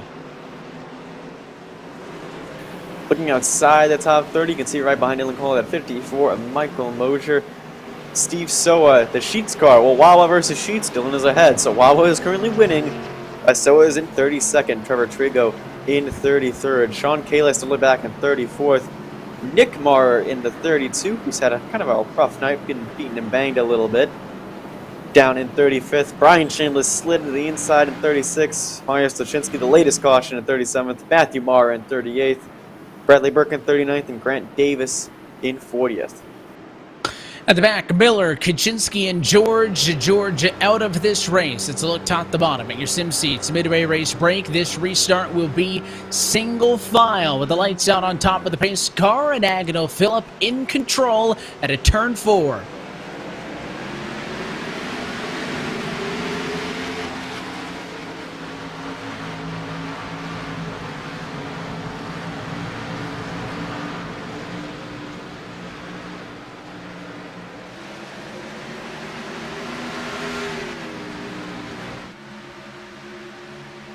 Battle's going to be for 5th. Frinaj wants spots back. He'll get one there from Howe.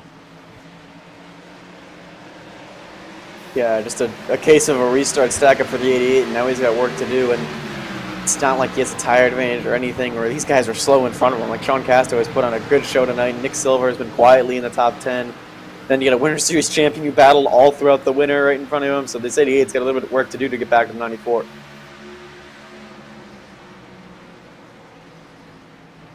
Just so impressed, not only A, with the run that Dominic Howe's got tonight, but the fact that he's doing it all with damage, right? Drove through the field from 15th. Chris Rabel in the same position. I mean, I know it's a stat that I love, so I'm going to say it about a dozen times tonight, so don't make it your drinking game, but 3 different race winners in the 3 points races this year, 6 different race winners in all 6 races we've run in 2021 in these Cup cars. We say it every year, the competition gets more and more even, but a lot of drivers, I am impressed, have made huge strides from a 15th placed car to a 10th placed car. And once you get into the top 10, you're going to be in positions for race wins. You're going to be in a position to make the playoffs. And if you can do that, you got a good chance, I think, as anybody else. Yeah, especially since there's so many different tracks to go to, and there's so many different chances, I think, for a win. And I think Matt Danson proved the Giant can be defeated. The 88 can be defeated, but right now, I think the 88's trying to prove that he's still the Giant in this league. And remember, he's gotten top 3 finishes all race long, so it's still going to be a bit of a challenge. But there are drivers out there that are going to put on a show, and Freenod is one of them, Danson is one of them, Eberhard is one of them, and there's also so many other competitors. Again, we mentioned so many different winners this season. And it looks like at the moment we might be guaranteed to get another one. It's looking likely, right? I mean, you talk about the race winners thus far, Miller, Bowie, and Eberhard. The highest running out of any of those drivers, is it Bowie down in 19th position? I mean, Miller's had an awful night, Eberhard's back, so your highest running race winner already this year is 20th. It's almost guaranteed, unless that 34 with that extra set of tires he's been holding on to can pull something on these last few laps. But hey, we're still questioning who's it going to be. Like, Agnell Phillip looks like this strong contender, but I wouldn't count out anyone in between Danson and Freenot right here. Like, Nick Silver's put on a quiet good race, and I'm really impressed with Sean Casto. He's made over 100 starts in this series, has yet to get a win, 11 top 5s, and this is arguably his strongest season so far.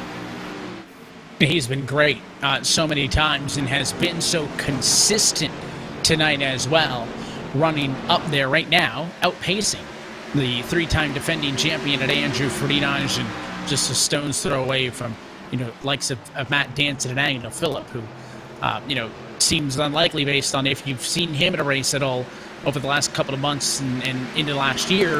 We think that even with, yes, the limited starts to the mind that, he doesn't have a win yet. I mean, it'd be a long overdue first win if he can do it.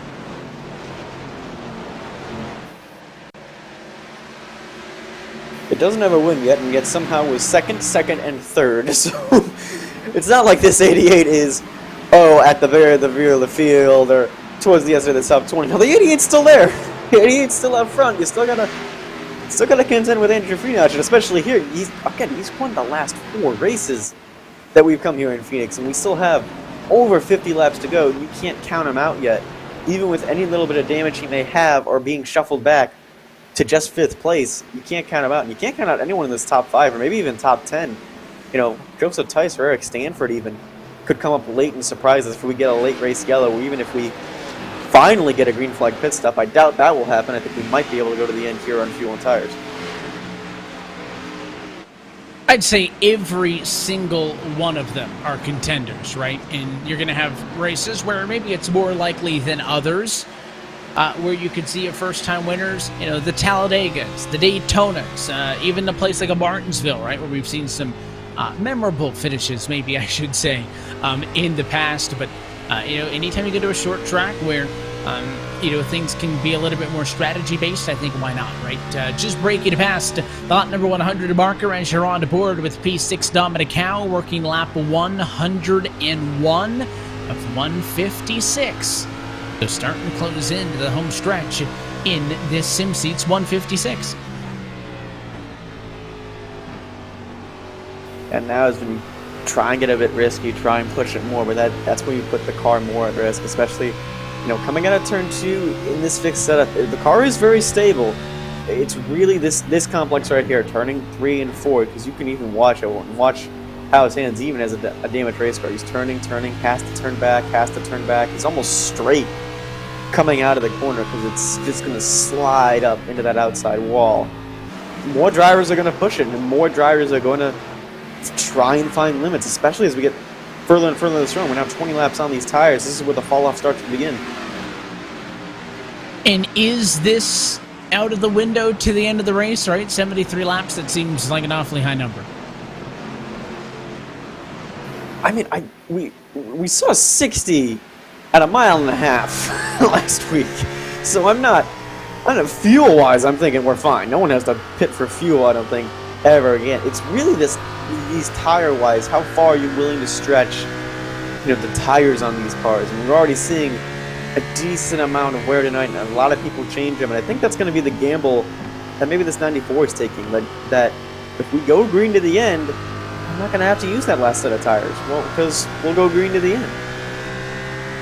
Wait, he definitely looked real smart if that's the case. If the race has yellows, then he would look the opposite, right? That's the issue with strategies, and just goes to show you 3 tires available, or 3 sets of tires, 4 sets of tires, doesn't matter. There's always going to be a risk and a gamble in place at some point. But lap traffic now starting to come up the horizon on your race leader, so that could be a factor in just a little bit. Not quite yet, but you got guys like Rabel and some of these other drivers in the top 10 putting in good work right now. Rabel down on the inside of the 5, issue to Joseph Tice for 7th and 8th spot at the moment. I mean, not just because the pass hasn't happened for the race lead doesn't mean it's not good stuff up here in the top 10. And I think that this racetrack is so good when you get these green flag runs where these guys can fight it out amongst themselves with that higher horsepower, lower downforce package. Yeah, again, it becomes more of a driver's car, and this is definitely a driver's track, and you can see we're now seeing this start to take risks. We saw Rabel go to the inside, almost getting to the side of Tice, and now here comes Eric Stanford going to the inside, going to try and make a clean groove. People realize, like, clock's ticking, got 50 laps to go, it's gone by pretty quick, and you're going to need to start making moves. There goes the 21 down to the inside. That's another damaged car. There's a few damaged cars up here. No, so it does look like, it still looks like a short track. We got cars that have the virtual bare bond and duct tape on them that are still running in the top 10. Yeah, I'm waiting for that to come into one of the next builds, right? Where you just see a bunch of black or silver tape all over the cars. I would love that so much. It would be great. And I know at some point the new damage model will come to the Cup cars, likely tape not included, but you know, will I think make the damage look a lot more painful, or you know, kind of tear these cars up a little bit more, scratch them up and whatnot. That damage model on a good number of cars now on the service, not yet for these Cup cars, but yeah, there's a ton of cars with damage. Like de Blasio's damage is pretty significant with the front end damage, but he's still running fine. You know, Joe Yates can't catch him right now. Yates' car is clean, one of the few cars that's spotless, and Yates is under fire. Washington, Lariah, and Cruz all over the back of him. Well, as Cruz finally been able to shake away the 48, because those two have been together almost all night. And there's Everhart that's slowly making his way through the field too. So I think some of these guys in the end of the top 10 that may start to struggle on tires, that may start to struggle with mid speed due to their damage, are going to have some faster cars that got shuffled back to the field starting to come to them. I still can't believe the next time we see these SimSeats RealSimRacing Cup Series cars on track, it's going to be in a dirt race at Bristol Motor Speedway. Of course, next Monday night, round 2 of the RealSimRacing iRock Series, powered by iWraps, and then 2 weeks' time on the 29th, first ever dirt race in RSR Cup history. It's going to be interesting to see the dirt ride rating and the dirt safety ratings. It'll be fun to see how that race is formatted, too, because that's still not even finalized. I think you'll get a taste of heats in there, and I think the question mark for that race will be how many cars do we allow into the feature. That's going to be 125 laps. I think a lot of that will be based on how the NASCAR date goes at Bristol, and that's certainly going to be a weekend of racing you don't want to miss. It's kind of one like almost like old school like dirt track, like have like maybe an A main, a B main, and we have the capability. iRacing has the capability to do that. We have dirt cars, so I love seeing that and having these guys out on the track. It's going to be a little chaotic for sure because I don't know how many people in this series have run dirt oval or on dirt period. Never mind dirt oval or road. Yeah, they may have done it for fun, but I don't know, over the last week, I know some guys take the Cup cars to rallycross tracks for fun, but, I mean, don't get me wrong, it's going to be a fun race, but they're going to be pretty serious about it, right? Wanting to qualify into that one, that, I think, may be the biggest of all the wild cards, right? I was just talking a little bit ago about, you can see a first-time winner at a place like a Daytona, a Talladega, you got the short tracks, the road courses. Why not a dirt heat race to feature night at Bristol? I think that's going to be the biggest wild card of them all. Because we have no notebook. We have no way of knowing as we go 3 wide into turn 3. Brandon Bowie trying to make his force known again. He was in the top 5, but again, that strategy call really has hurt that 34 machine because he hasn't been able to get back up in the top 10. It's taken him some time. A slice back down to the bottom as the 34 machine Bowie tries to stay ahead of Lariah and Washington. They're using every inch of this virtual Phoenix Raceway. Let's take in the sights and sounds of Avondale with some RaceSpot TV fan immersion.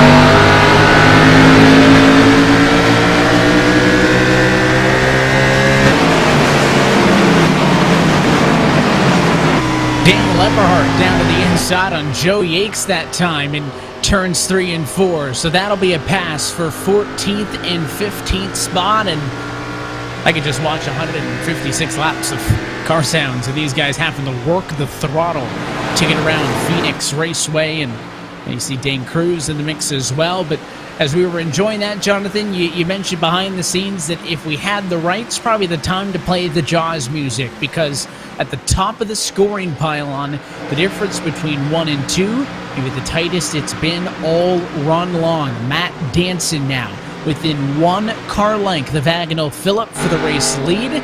Of course, Nick Silver in third has started to trail off nearly 0.8 of a second back, making it look like this going to be a 2-horse race. The unnerving thing right now, I think, for Agnell Phillip as we have lap traffic not too far ahead. Michael Mosier, Steve Sower, Sean Kalis, and Nick Mara. They're not too far up the road. They're only about maybe 3-5 seconds. So I think, at least for Danson, like, all you have to do is really put the pressure on the 94 and hope he makes a mistake. But you can see the 05 getting a little bit loose and to lose the tail end a little bit here. And don't forget, with Matt Danson, yeah, he's a champ. In the IRAPS Winter Series, he has never won a race in the SimSeats RealSimRacing Cup Series. It's only his third start ever in an RSR Cup car here in the field. So Phillip looking for his first career win this evening. So is Matt Danson in the number 2 spot. And a little bit of a different story for the likes of Nick Silver, a one-time race winner in some 137 career starts, looking for another one. So just a ton of great stories, at the front of the field in this one. Sean Casto, 124 starts without a race win. He sits in 4th position. I mean, if we get stuff like this all year, we're really in store for a whole year of good racing.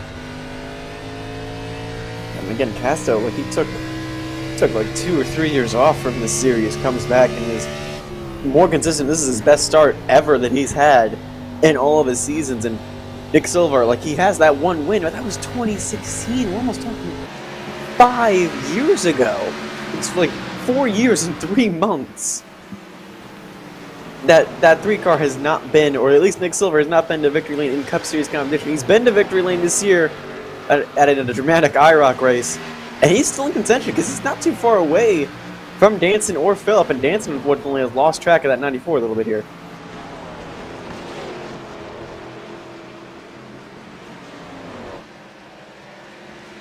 And if we assume that we can go the distance, they were all asked down pit road about 43 laps ago. They'd have to get there for about 73 total to the end. I feel like that's got to be right, though, because we would have seen pit stops between now and then. Now, certainly, if we have a yellow, drivers will flock to pit road. Most drivers have 1 or 2 sets of tires on pit road and still available. This is a group of cars, though, that just does not want to single file out. Jonathan, Lariah, Bowie, de Blasio, and Eberhardt, Washington, Yates, Fredericks. I mean, everybody just outside of the top 10 just can't sit still.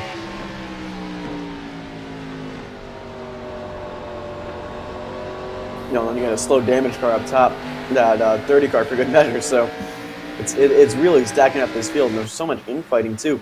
Being side by side in these corners really, really holds you up, especially coming out of turns 1 and 2, because you want to use that full track. You want to get all the way down the inside and all the way down to the outside. You're just not able to. And whoa, Dominic Howe getting a little loose. Not the first one that's got a little bit out of shape tonight. Something tells me won't be the last as we get later and later into a hot, slick Arizona afternoon. Bowie on the outside here trying to claw his way back to the front of the field where he started this race in 3rd. A very different story for Adam de Blasio. That 21's been in at least 1 wreck tonight, Jonathan. He started 36th, and he is P10 right now. An incredible plus 26. What an up and down night for the 21. That was the first caution at the front end taken off of him.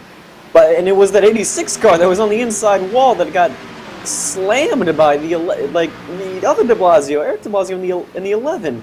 And yet somehow Dominic Howe is running in a nice solid P7. He's got Brandon Bowie right here. Top 10 is just full of good stories and good cars. And Michael Lariah also, that early strategy call gave him track position. Hasn't worked out fully to what he wanted, but a top 10 finish, a top 10 competitor, it's still a good night for the 44 as well. Those split calls on when to save tires, when to use tires, when to take track position, when to give track position, and this one looks like it could end on a long run to the end. I will say, and I will knock on wood so that I don't pull a you, Jonathan, where you just kind of willy-nilly tempt fate and don't do any preventative measures. Our colleague Arjuna Kankapai. I've knocked on the desk. We have not had, if this thing goes the 73 laps to the end, which is only 25 more to go, we have not seen a run that long all night. The numbers would suggest it won't happen, especially when tires start to fall off and these cars get a little bit out of control. But Just saying. Statistically, hold your breath, because that'd be the longest 25 laps of Agnew Phillips' career. We talked about Danson breathing down his neck. He hasn't let off, but a little bit more comforting, about 3 or 4 car lengths in between your leaders. So not immediately under fire as Phillip for the moment. No, we've only had, excuse me if I'm counting wrong, but I think 4 cautions, which is the second fewest in the 12 races we're on here at RSR. So it's really been a good, solid, clean race from everyone throughout the field. Even the lap cars, you can see right there, again, that damage number 30, just staying up out of the way, being respectful, just letting them race, and everyone giving each other room. Even still in these later stages, although if we get a late race restart, that might not happen.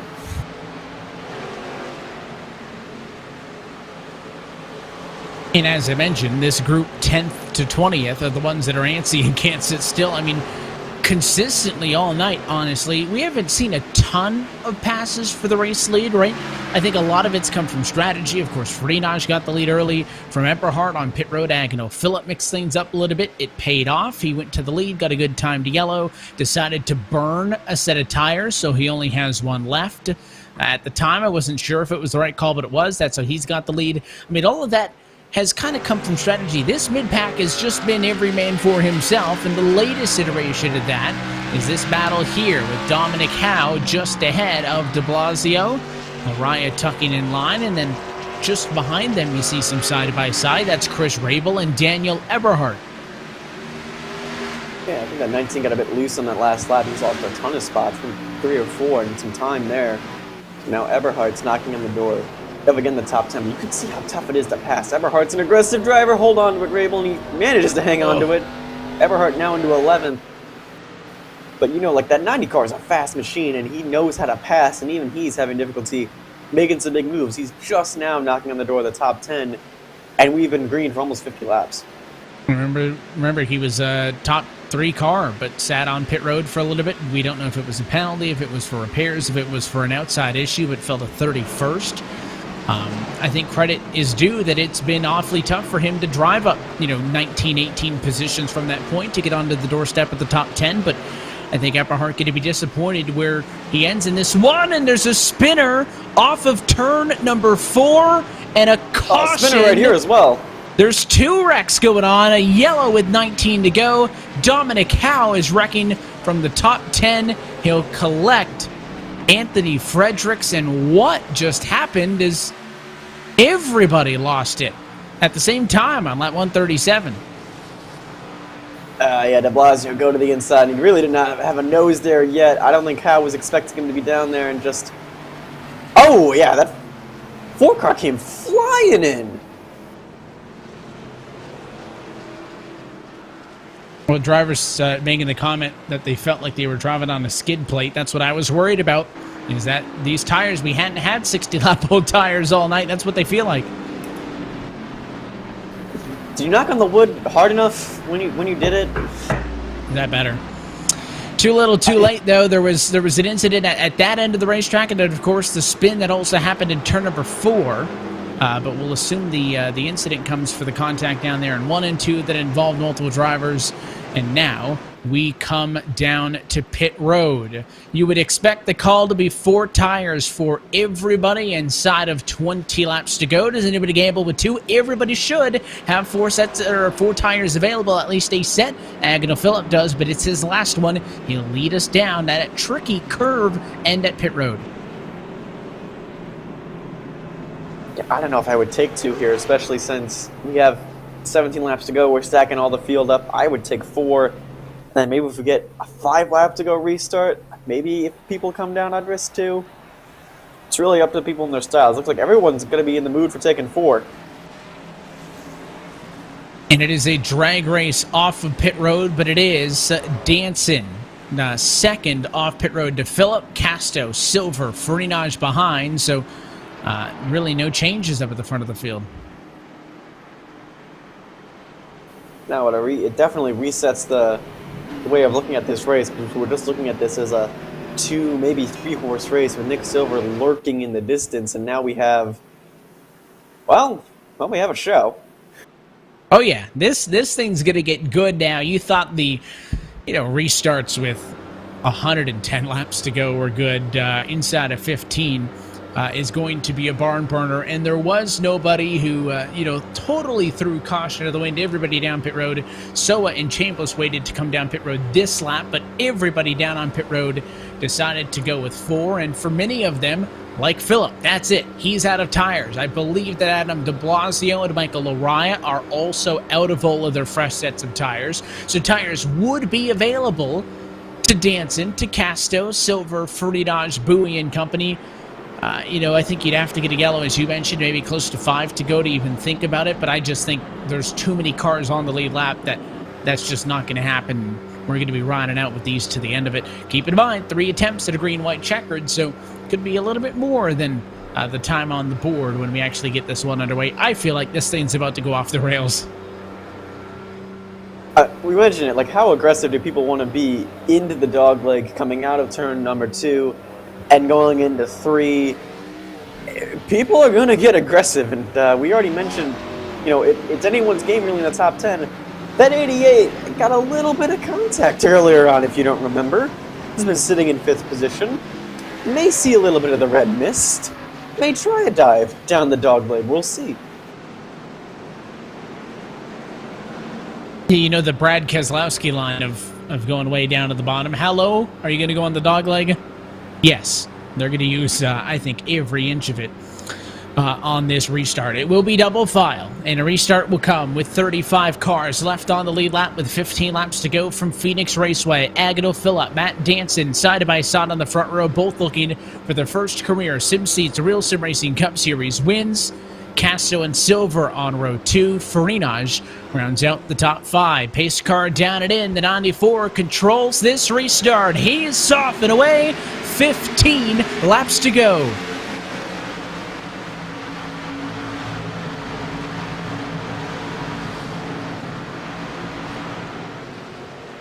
Foolish of me to think that 88 was going to wait until the dogleg to send it. And 3 wide, here he comes. 4 wide, that is not going to work. Oh, no. Danson hard into the outside wall. It is just him now. More cars going to spin behind, and it is a yard sale in turns 3 and 4.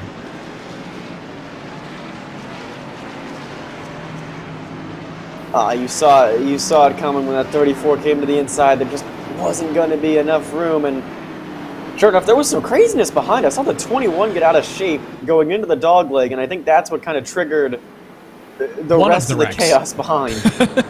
Well, thought it was going to be the 4 wide for a second, and I think a lot of drivers got spooked by 3 wide. I believe we'll find out when we get a second look that Rhett McBride is not going to be happy with Chris Rabel in the 29, but here's the 4 wide for second. Look at Bowie down on the bottom, and it kind of just scares everybody else. Ferdinand can't really run the bottom. He's afraid of getting hip checked, so he moves up the road. And I believe the same thing happened. Rhett McBride is... I think what happens here is Rhett McBride sees the car to the bottom, and he's going to overcorrect it and turn up the hill. Honestly, I don't think that Chris Rabel does anything wrong there. You have to expect that someone's going to go to the inside. If someone does put you 4 wide, it is going to squeeze things, but if we can get a second look at that, the 15, the 29, and the 5, where the yellow actually comes from, Jonathan. But I see here, right here, Rabel's on the bottom. There's room, and I think it just spooks Rhett McBride, and he turns up the hill. Yeah, it almost looks like he didn't turn, like he was going in way too hot into the corner, and then he just body slammed. I think that was the 11, and then further on in the back, unfortunately our Dylan Coyle's out sick, doesn't want to commentate this race. He's still racing. Unfortunately, got turned in the checkup of all that. So we had, I think, 3 separate incidents going on to bring out that caution, and that's a that's a bit of a crazy one right there. I also think, was there contact between Casto and the 05? I mean, Casto and Freenod, and there's the hip check, the 5's in the wall, the 44's around. Oh, the 11 spun. Watch out for pit road wall there. Ooh, those barrels coming up quick for a lot of those drivers, and I said I thought it was about to go off the rails. That may be a saving grace for Matt Danson because he was going all the way back, and at least the yellow will stop that bleeding somewhat. But I don't think it's going to make much of a difference because I believe he may have brought that car down pit road to get it repaired, and if he did, then that's going to cost him some track position. He will stay out in 14th, but Danson was on the front row, and now, does this make things better or worse for Agnell Phillip? Because now the challenger is Andrew Freenage, who is the one who led earlier in this race, got cycled back on some tire strategy, and now he's going to have a real good look. Brandon Bowie, your race winner from earlier this season at Homestead, right there in third. Nick Silver, Sean Casto, the top five. A lot of interesting names as the lights go out. Saving grace for Agnell Phillip here may be single file restart, because that last caution came within a lap of the restart. It's saving grace. He's been able to time off these restarts. I haven't been able to say that, but Phillip's restarts have been on point all night long. He's been able to hold this lead. But, you know, I remember I was saying the 88 may go down the dog leg and make it through. He did in turn one. So I think the four-time defending winner of this race and the three-time champion might be driving with a little bit of fire under him. Looking for his first race win of the season. Freenage also pretty vocal on the radio, wasn't happy about a lot of that 3 wide. Bowie, the one that initiated that, does the 34, put it 3 wide for the race lead from the third spot on the restart. Let's try it again. 10 laps to go from Phoenix, and Phillip's got a good, healthy jump to come to green. Yeah, he's timing it perfectly. Right as that banking comes to a close on the straightaway, that's where that 94 accelerates, and it's gotten them every single time. And now, Freenage is going to be under fire from the inside. Here comes Bowie. First it was 3 wide for third, now side by side for second, and he's going to park it on the door of the 88. The longer this lasts, music to the ears of Agnell Phillip. Freenage better off at turn number 4, but the 34 is going to keep it there, and this is exactly what the 94 car wants. Yeah, how long till Nick Silver decides to make a move? He's sitting there thinking, I haven't gotten my win in this series since 2016. It's almost been 5 years. I want to win. And a teammate ahead. Be careful. A caution from behind. Restack him and do him again. It is Steve Durham into the outside wall in turn 3. And that is the exact opposite of, I think, what everyone in this field wanted to see, because here we go again, double file, because we managed to get a lap done. Take a look. It was Durham and Joey Yates. Ooh, that's just a slight touch, not even a big one, and then into the outside wall. It's not heavy damage, thankfully, for Durham, but definitely a little bit of a frustrating one for that SK Racing driver. The concern, right, when you go down there is that car's going to wash up. You're going to want to go high to get an arc into the corner. And, I mean, Steve Durham didn't go all the way to the wall, but granted, I don't think he really has to, right? I think that the onus is on the car on the bottom to not run over the car up top versus the car on the top needing to get out of the way for the car on the bottom. And you mentioned it. I mean, it was just a touch, but it immediately spun that 10 car out, and the 12 of Ross Cato with a near miss almost got destroyed in that one. Yeah. Barely squeaks by. Yeah, got a bit of a touch to the outside wall. He had a couple of windshields full of spinning and wrecking race cars tonight, and then when Durham backed it into the wall, everybody else was able to avoid it without incident. But you're right. That may have been our best opportunity, or Agnell Phillip maybe his best opportunity, because he got the single file restart, so he could get the 4 or 5 car length jump right away. And Bowie and Freenage seemed to be gridlocked side by side in a battle for second, but since we made it more than a lap, we now know we're going to go 2 wide for this restart. Going to be at about 5 laps to go, and may just be a replay of what we saw at 15 to go. I was going to say, remember, 88 just stuffed it down the inside.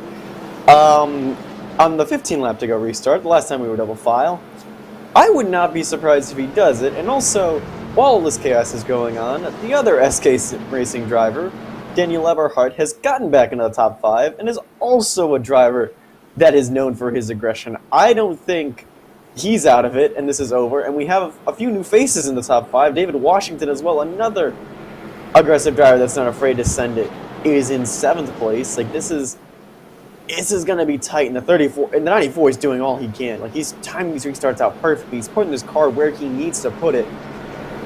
It's just, how long does this like heartache have to last? He just wants to see that checkered flag. Are you suggesting that there's a lot of drivers in the field that have a reputation for being aggressive? I'm saying there's a couple drivers that do want to send it.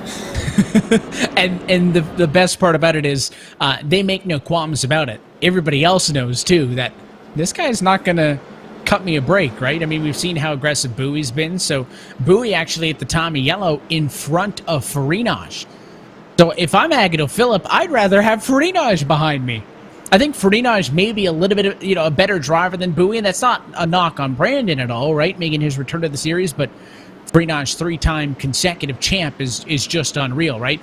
But Farinaj has always been somebody, you look back to that photo finish at Daytona where Jeremy Miller put it on his door and they beaten and banged to come to the line. I mean, Farinaj isn't really a guy, Jonathan, that's going to touch you, move you, rub you up for the win. I think Brandon Bowie will, so Agnew Phillip, I think, going to be sweating here, and if he can get a good restart, maybe pull Farinaj with him a tad bit and get those two side by side for second again.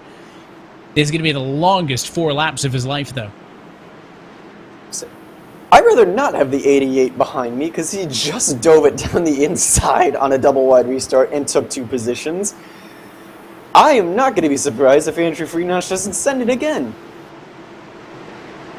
We'll find out what could be the final restart of the night from Phoenix. 4 laps to go.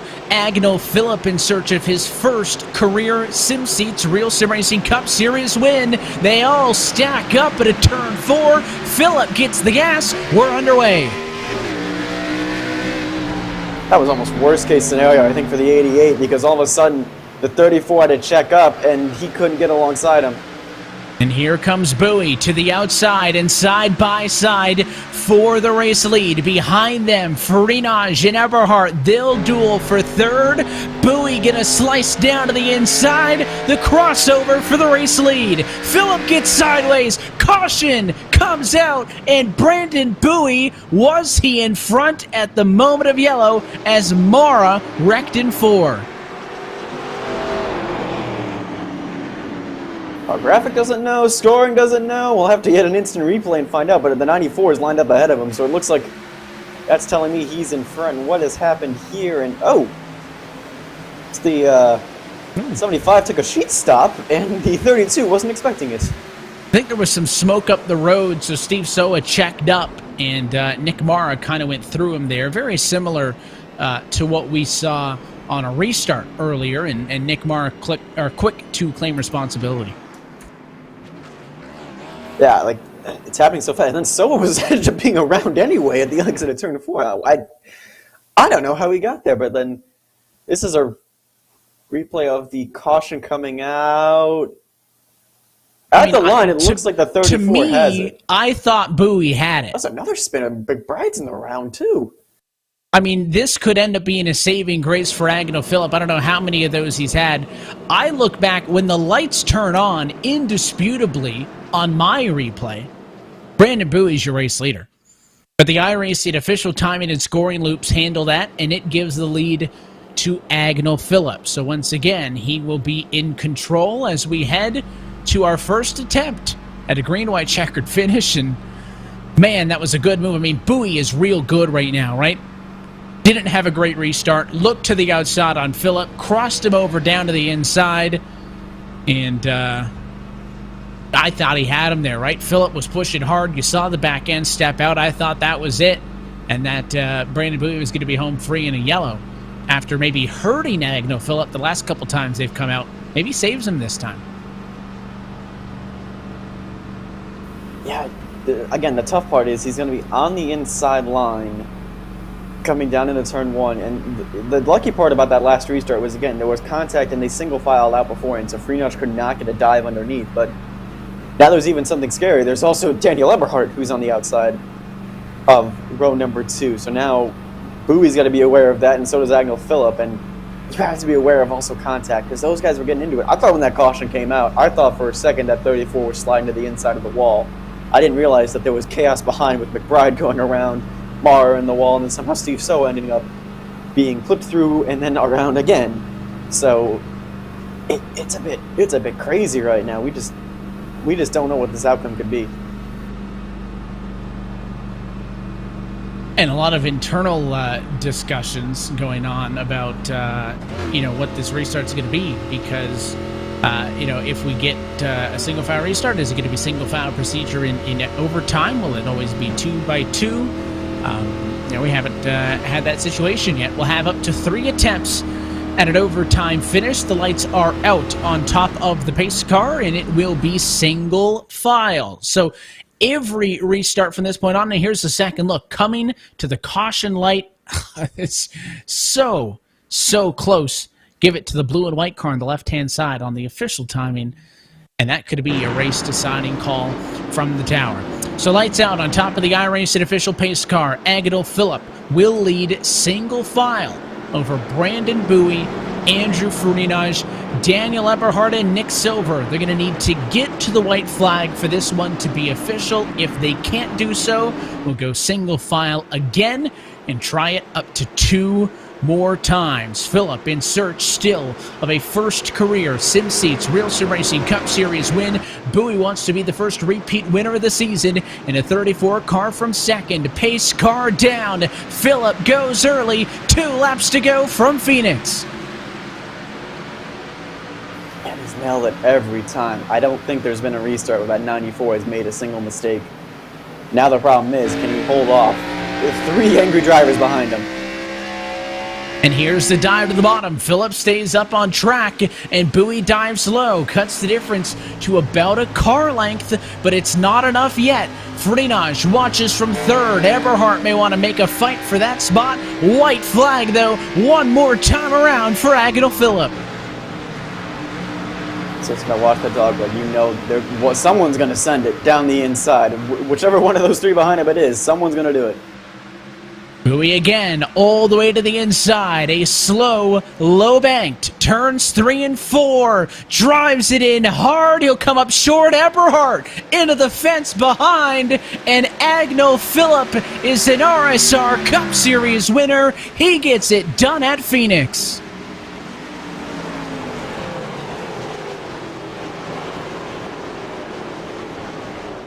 He showed he had the pace at the start with that tire call, and even on equal tires, he showed he had the pace to contend with the 88 and the 90 all night, and then just nailing these restarts. That's all he had to do. He nailed these restarts perfectly every time to keep that lead, and it was a good hard-fought win for that 94.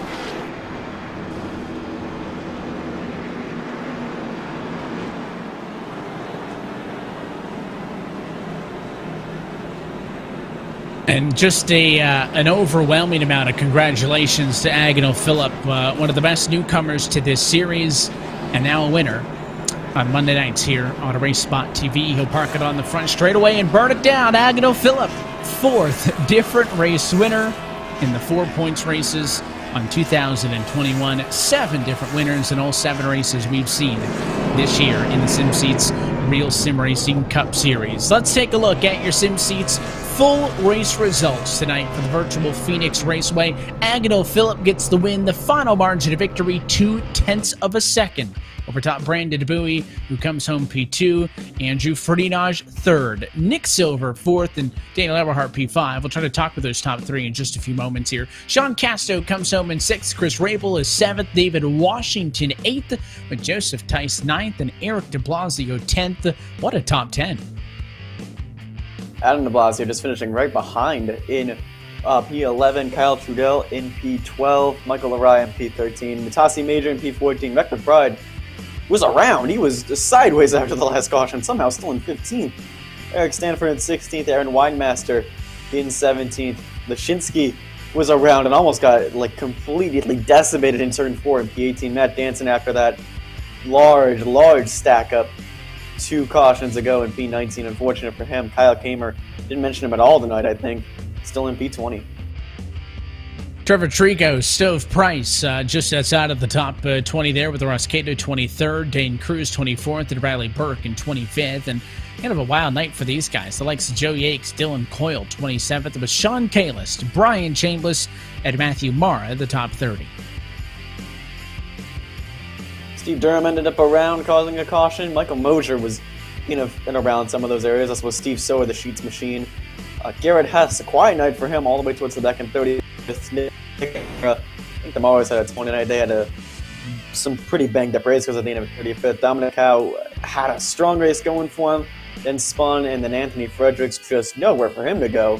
They line up 36th and 38th with Michael Kaczynski in between them in 37th. Grant Davis in 39th, and Shane Parrish all the way back in 40th.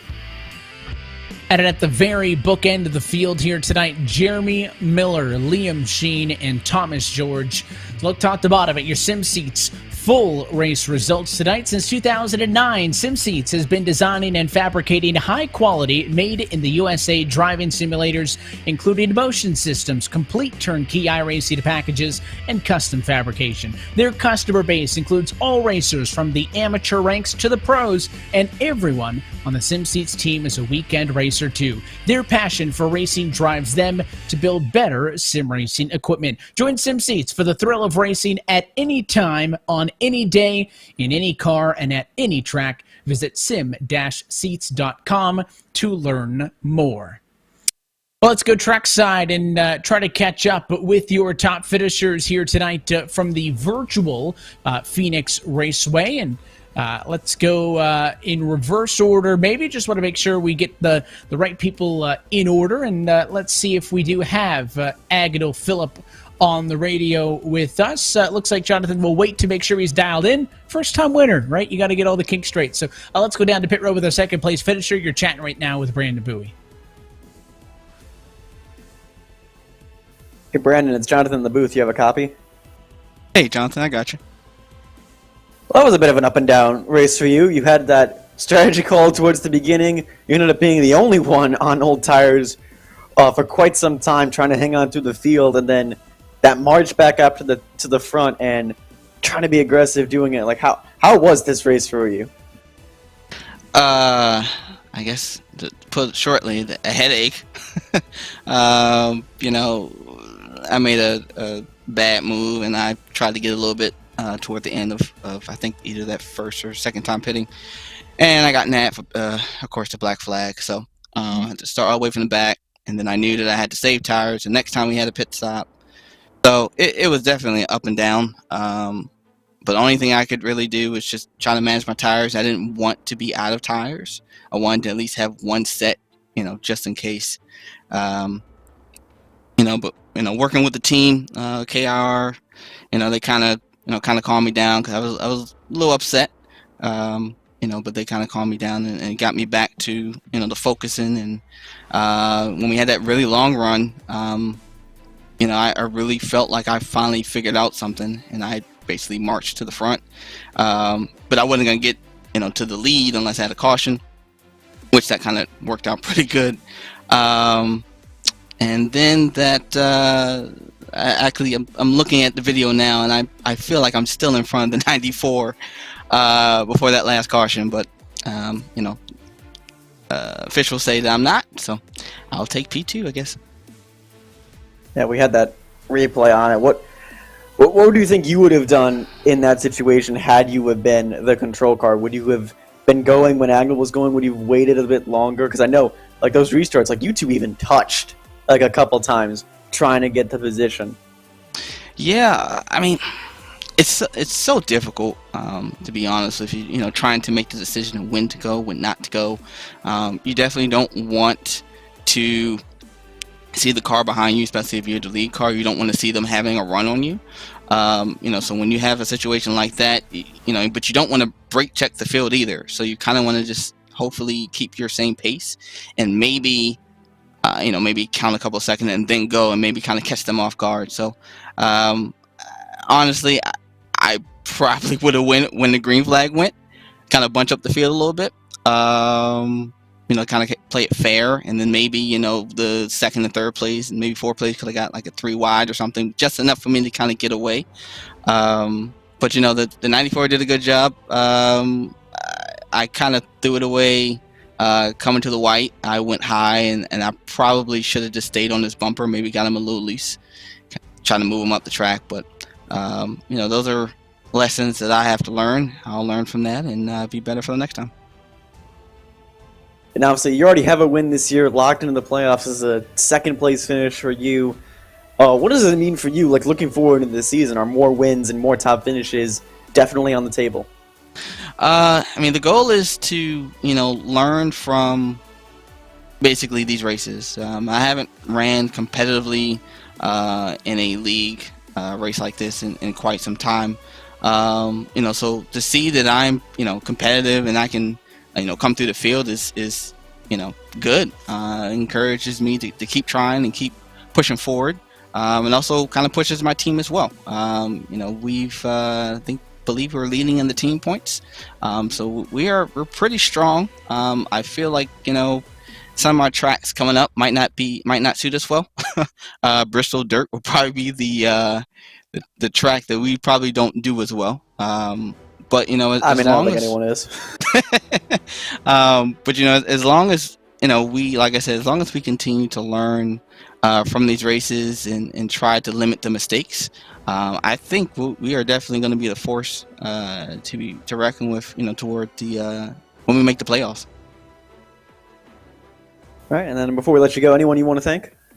Yeah, got to thank, of course, the RSR SimSeat Series. Got to thank the sponsor, Plan B Sales, Circle B Diecast. Make sure you go on their website, type in KIR 2021, anything over $20 to get you free shipping. Got to thank the team, KIR. They are a great group of guys. They push me, like I said earlier, to be better. We push each other. Got to thank the family, and that's about it. All right, well, thank you, Brandon. Congratulations on your second place finish, and we'll see you in 2 weeks' time. We go dirt track, and I hope you're looking forward to it. I'm gonna get some practice in, and then we're just gonna let the cards fall how they fall.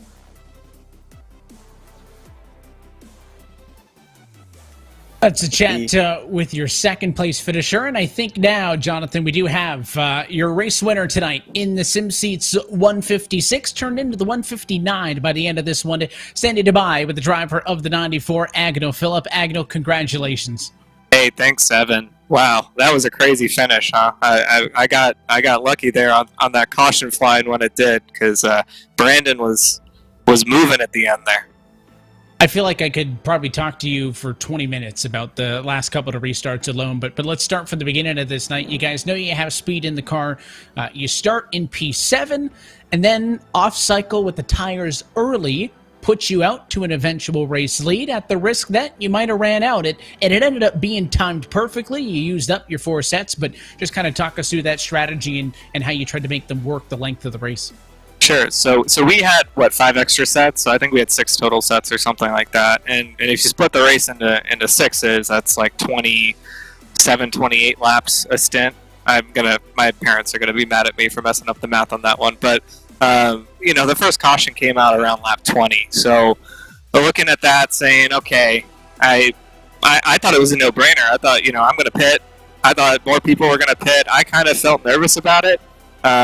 I know Lariah and Bowie pit at the same time too, and we all kind of started back there, and I got a really good jump on that restart, and I think that was a big part of why the strategy worked out so well for me, and I could kind of dictate a little bit more how I kind of wanted the rest of the race to go, because once I got in front of everybody on new tires, and I had a couple cars in between me, I could just drive away, and I was making up a lot of time in the middle of the pack there. I don't know if you guys were following me during that little stint, but we're making passes left and right. It's so easy when you have like 20 lap fresher tires than everybody else. And then we got up there, and the pattern did not encourage me with the cautions. Like having a caution every 20-25 laps was putting me on the low side of that, and it was eventually going to make it so that I was going to be in trouble at the end. But I must say I have faith in my fellow RSR drivers that we'll get one long green run everywhere but Martinsville, apparently. So I was just hoping and praying on that one, and I kind of had my hand forced after that because I knew if I stayed out on any of those cautions, I'd be behind the 8 ball again. And I'd rather just, take my lumps at the end if that's what it came down to. So I just tried to stay on cycle with everybody, and we luckily got the long run at the perfect time because it was right before the last stint. And once we had the caution with 30 to go or 25 to go, whatever it was, I knew that tire advantage was not going to matter. Like if we had a caution after 10 laps, unless everybody pit, and there would have been some people to stay out, I was pretty sure it was going to work out. So it worked out a lot better than I thought it would. I was honestly surprised at myself that I was able to stay in front on that one run in front of Drew and Daniel. That's when I knew I had speed. That's when I knew a win was possibly in the cards if things went well. So it was just, it was luck. Yeah, sometimes these things go the wrong way. Last week I got wrecked out, not entirely because of my fault. Daytona, everything happens all the time. So, it's luck, and this time the luck favored me, and thankfully punched a ticket to the playoffs. And that's my next question. Of course, we saw you make your debut in this series last year, part-time basis. Now an opportunity to fight for a championship. You've got the win, so that gets you into the season, assuming you could maintain a top 20 spot in the points. So, has the goal always been, or is this, maybe what makes the goal now to be able to commit to as close to a full-time season as you can, and knowing that you can run up there with the Andrews and the Daniels, give them hell for a championship? I mean...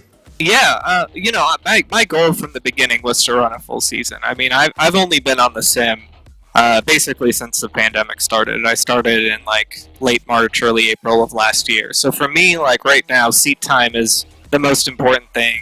And doing these races last year just helped me so much in kind of understanding how to race these races different than the way that you race a traditional official race that doesn't have a fuel stop necessary in it. It's just a different game, a different way of approaching it, and it's something you have to learn. And I got a lot of good experience in this series doing that last year, to the point where at the end of the season I was mixing it up with folks. I was hoping to mix it up with them during the winter series, and circumstances kind of dictated that one a little bit.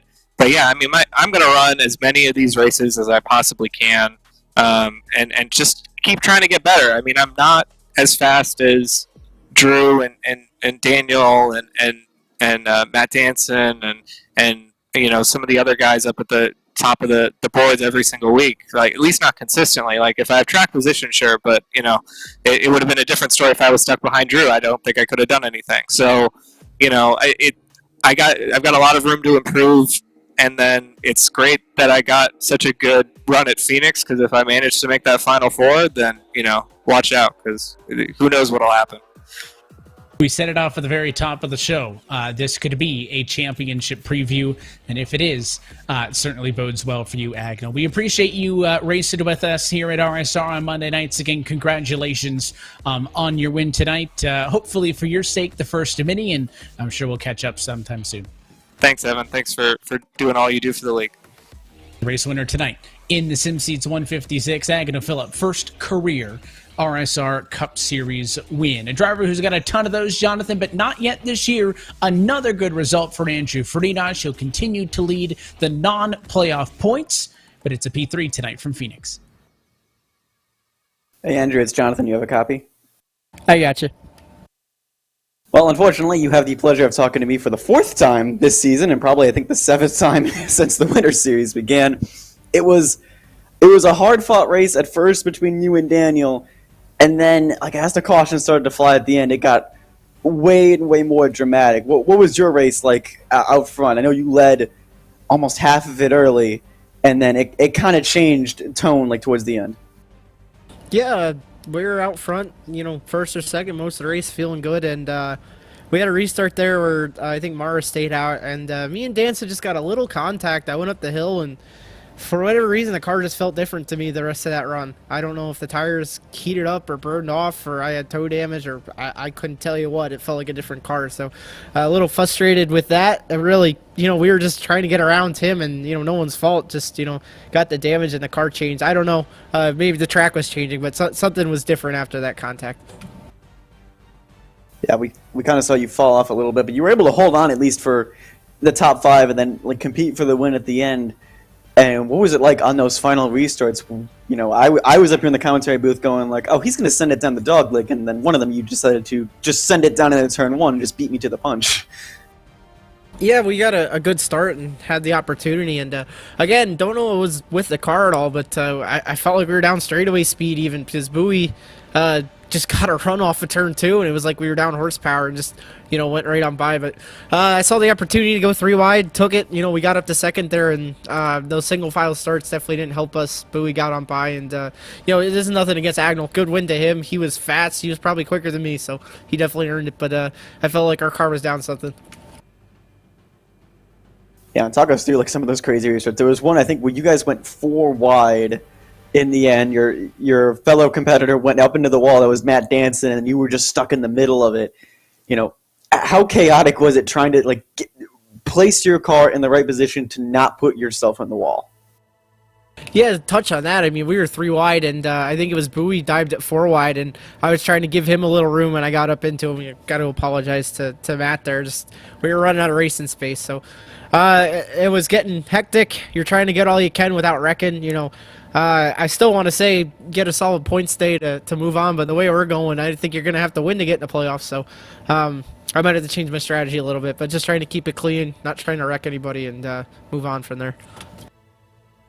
Well, I don't know. If you talk to me every week, chances are you're getting into the playoffs on points. I can bet you that much. But anyone you want to thank before we head out? Yeah, big shout out to my sponsor, the RealSimRacing film. Everybody go check it out, all social medias. Movie coming out about sim racing early 2022. So happy they let me represent it. You guys are putting on the league, all the drivers in the league. Congrats to Agnell again. We had long runs all night. That was awesome. Everybody watching, all the fans, my family, friends are putting up with this hobby, and I really think that's about it. All right, well, thank you, Andrew, and we'll be back in 2 weeks. We'll get to see you go dirt track racing. I think everyone here is looking forward to that. Thanks so much. Going to be chaotic, but looking forward to it.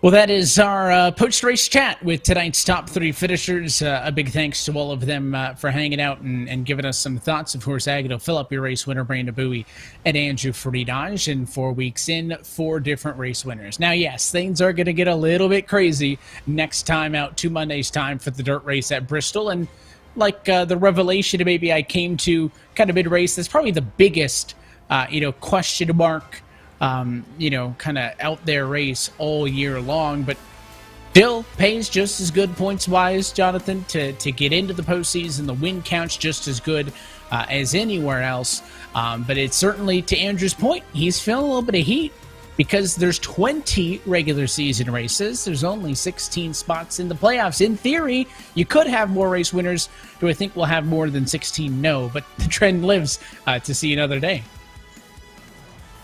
It lives to see another day, and as long as you keep selling it, Evan, it'll live to see another day. I'm going to milk it all night long until they can't let me do it anymore. I think we're going to get to Kansas, and eventually I'm going to have to tell you to stop saying it right there, because otherwise you're going to get you're going to have a problem, or we're going to have a little bit of a knock on wood moment. But I think Andrew, is still in good shape points-wise. You get 4 top 3 finishes in the first few weeks here at vastly different tracks. It's a good thing, I think, for the 88, and even still, you're gonna have to do well in the points anyway. Because what if you go to a track that you can't win? What if you go to a track that Freenage is not confident on? Because he mentioned he's not confident on these intermediate tracks. Still got 2nd and 3rd so far this season, but when we get to the playoffs, there's an intermediate track in Las Vegas. There's an intermediate track in Texas and Kansas. Like, if you're not confident on those tracks, you still need strong outings, even if you can't get the win. It's critical. And I think, realistically, you can see some new race winners still. Bristol Dirt, Richmond's a short track, Talladega, I think Kansas and Dover. You might see some. I mean, Brandon Bowie was, maybe an inch or so away from being the first repeat winner this year because he was right there on the doorstep and maybe should have been the leader, when that caution came out to set up the final restart. But here's a look at your non-playoff points. Again, Andrew Friedage continues to dominate in that category, but missing the all-important win. So in actuality, he's only 5th in the playoff points behind Nieto, Bowie, Everhart, and Miller. So they've got a little bit of work to do for those drivers to catch on up and kind of get into the mix as well.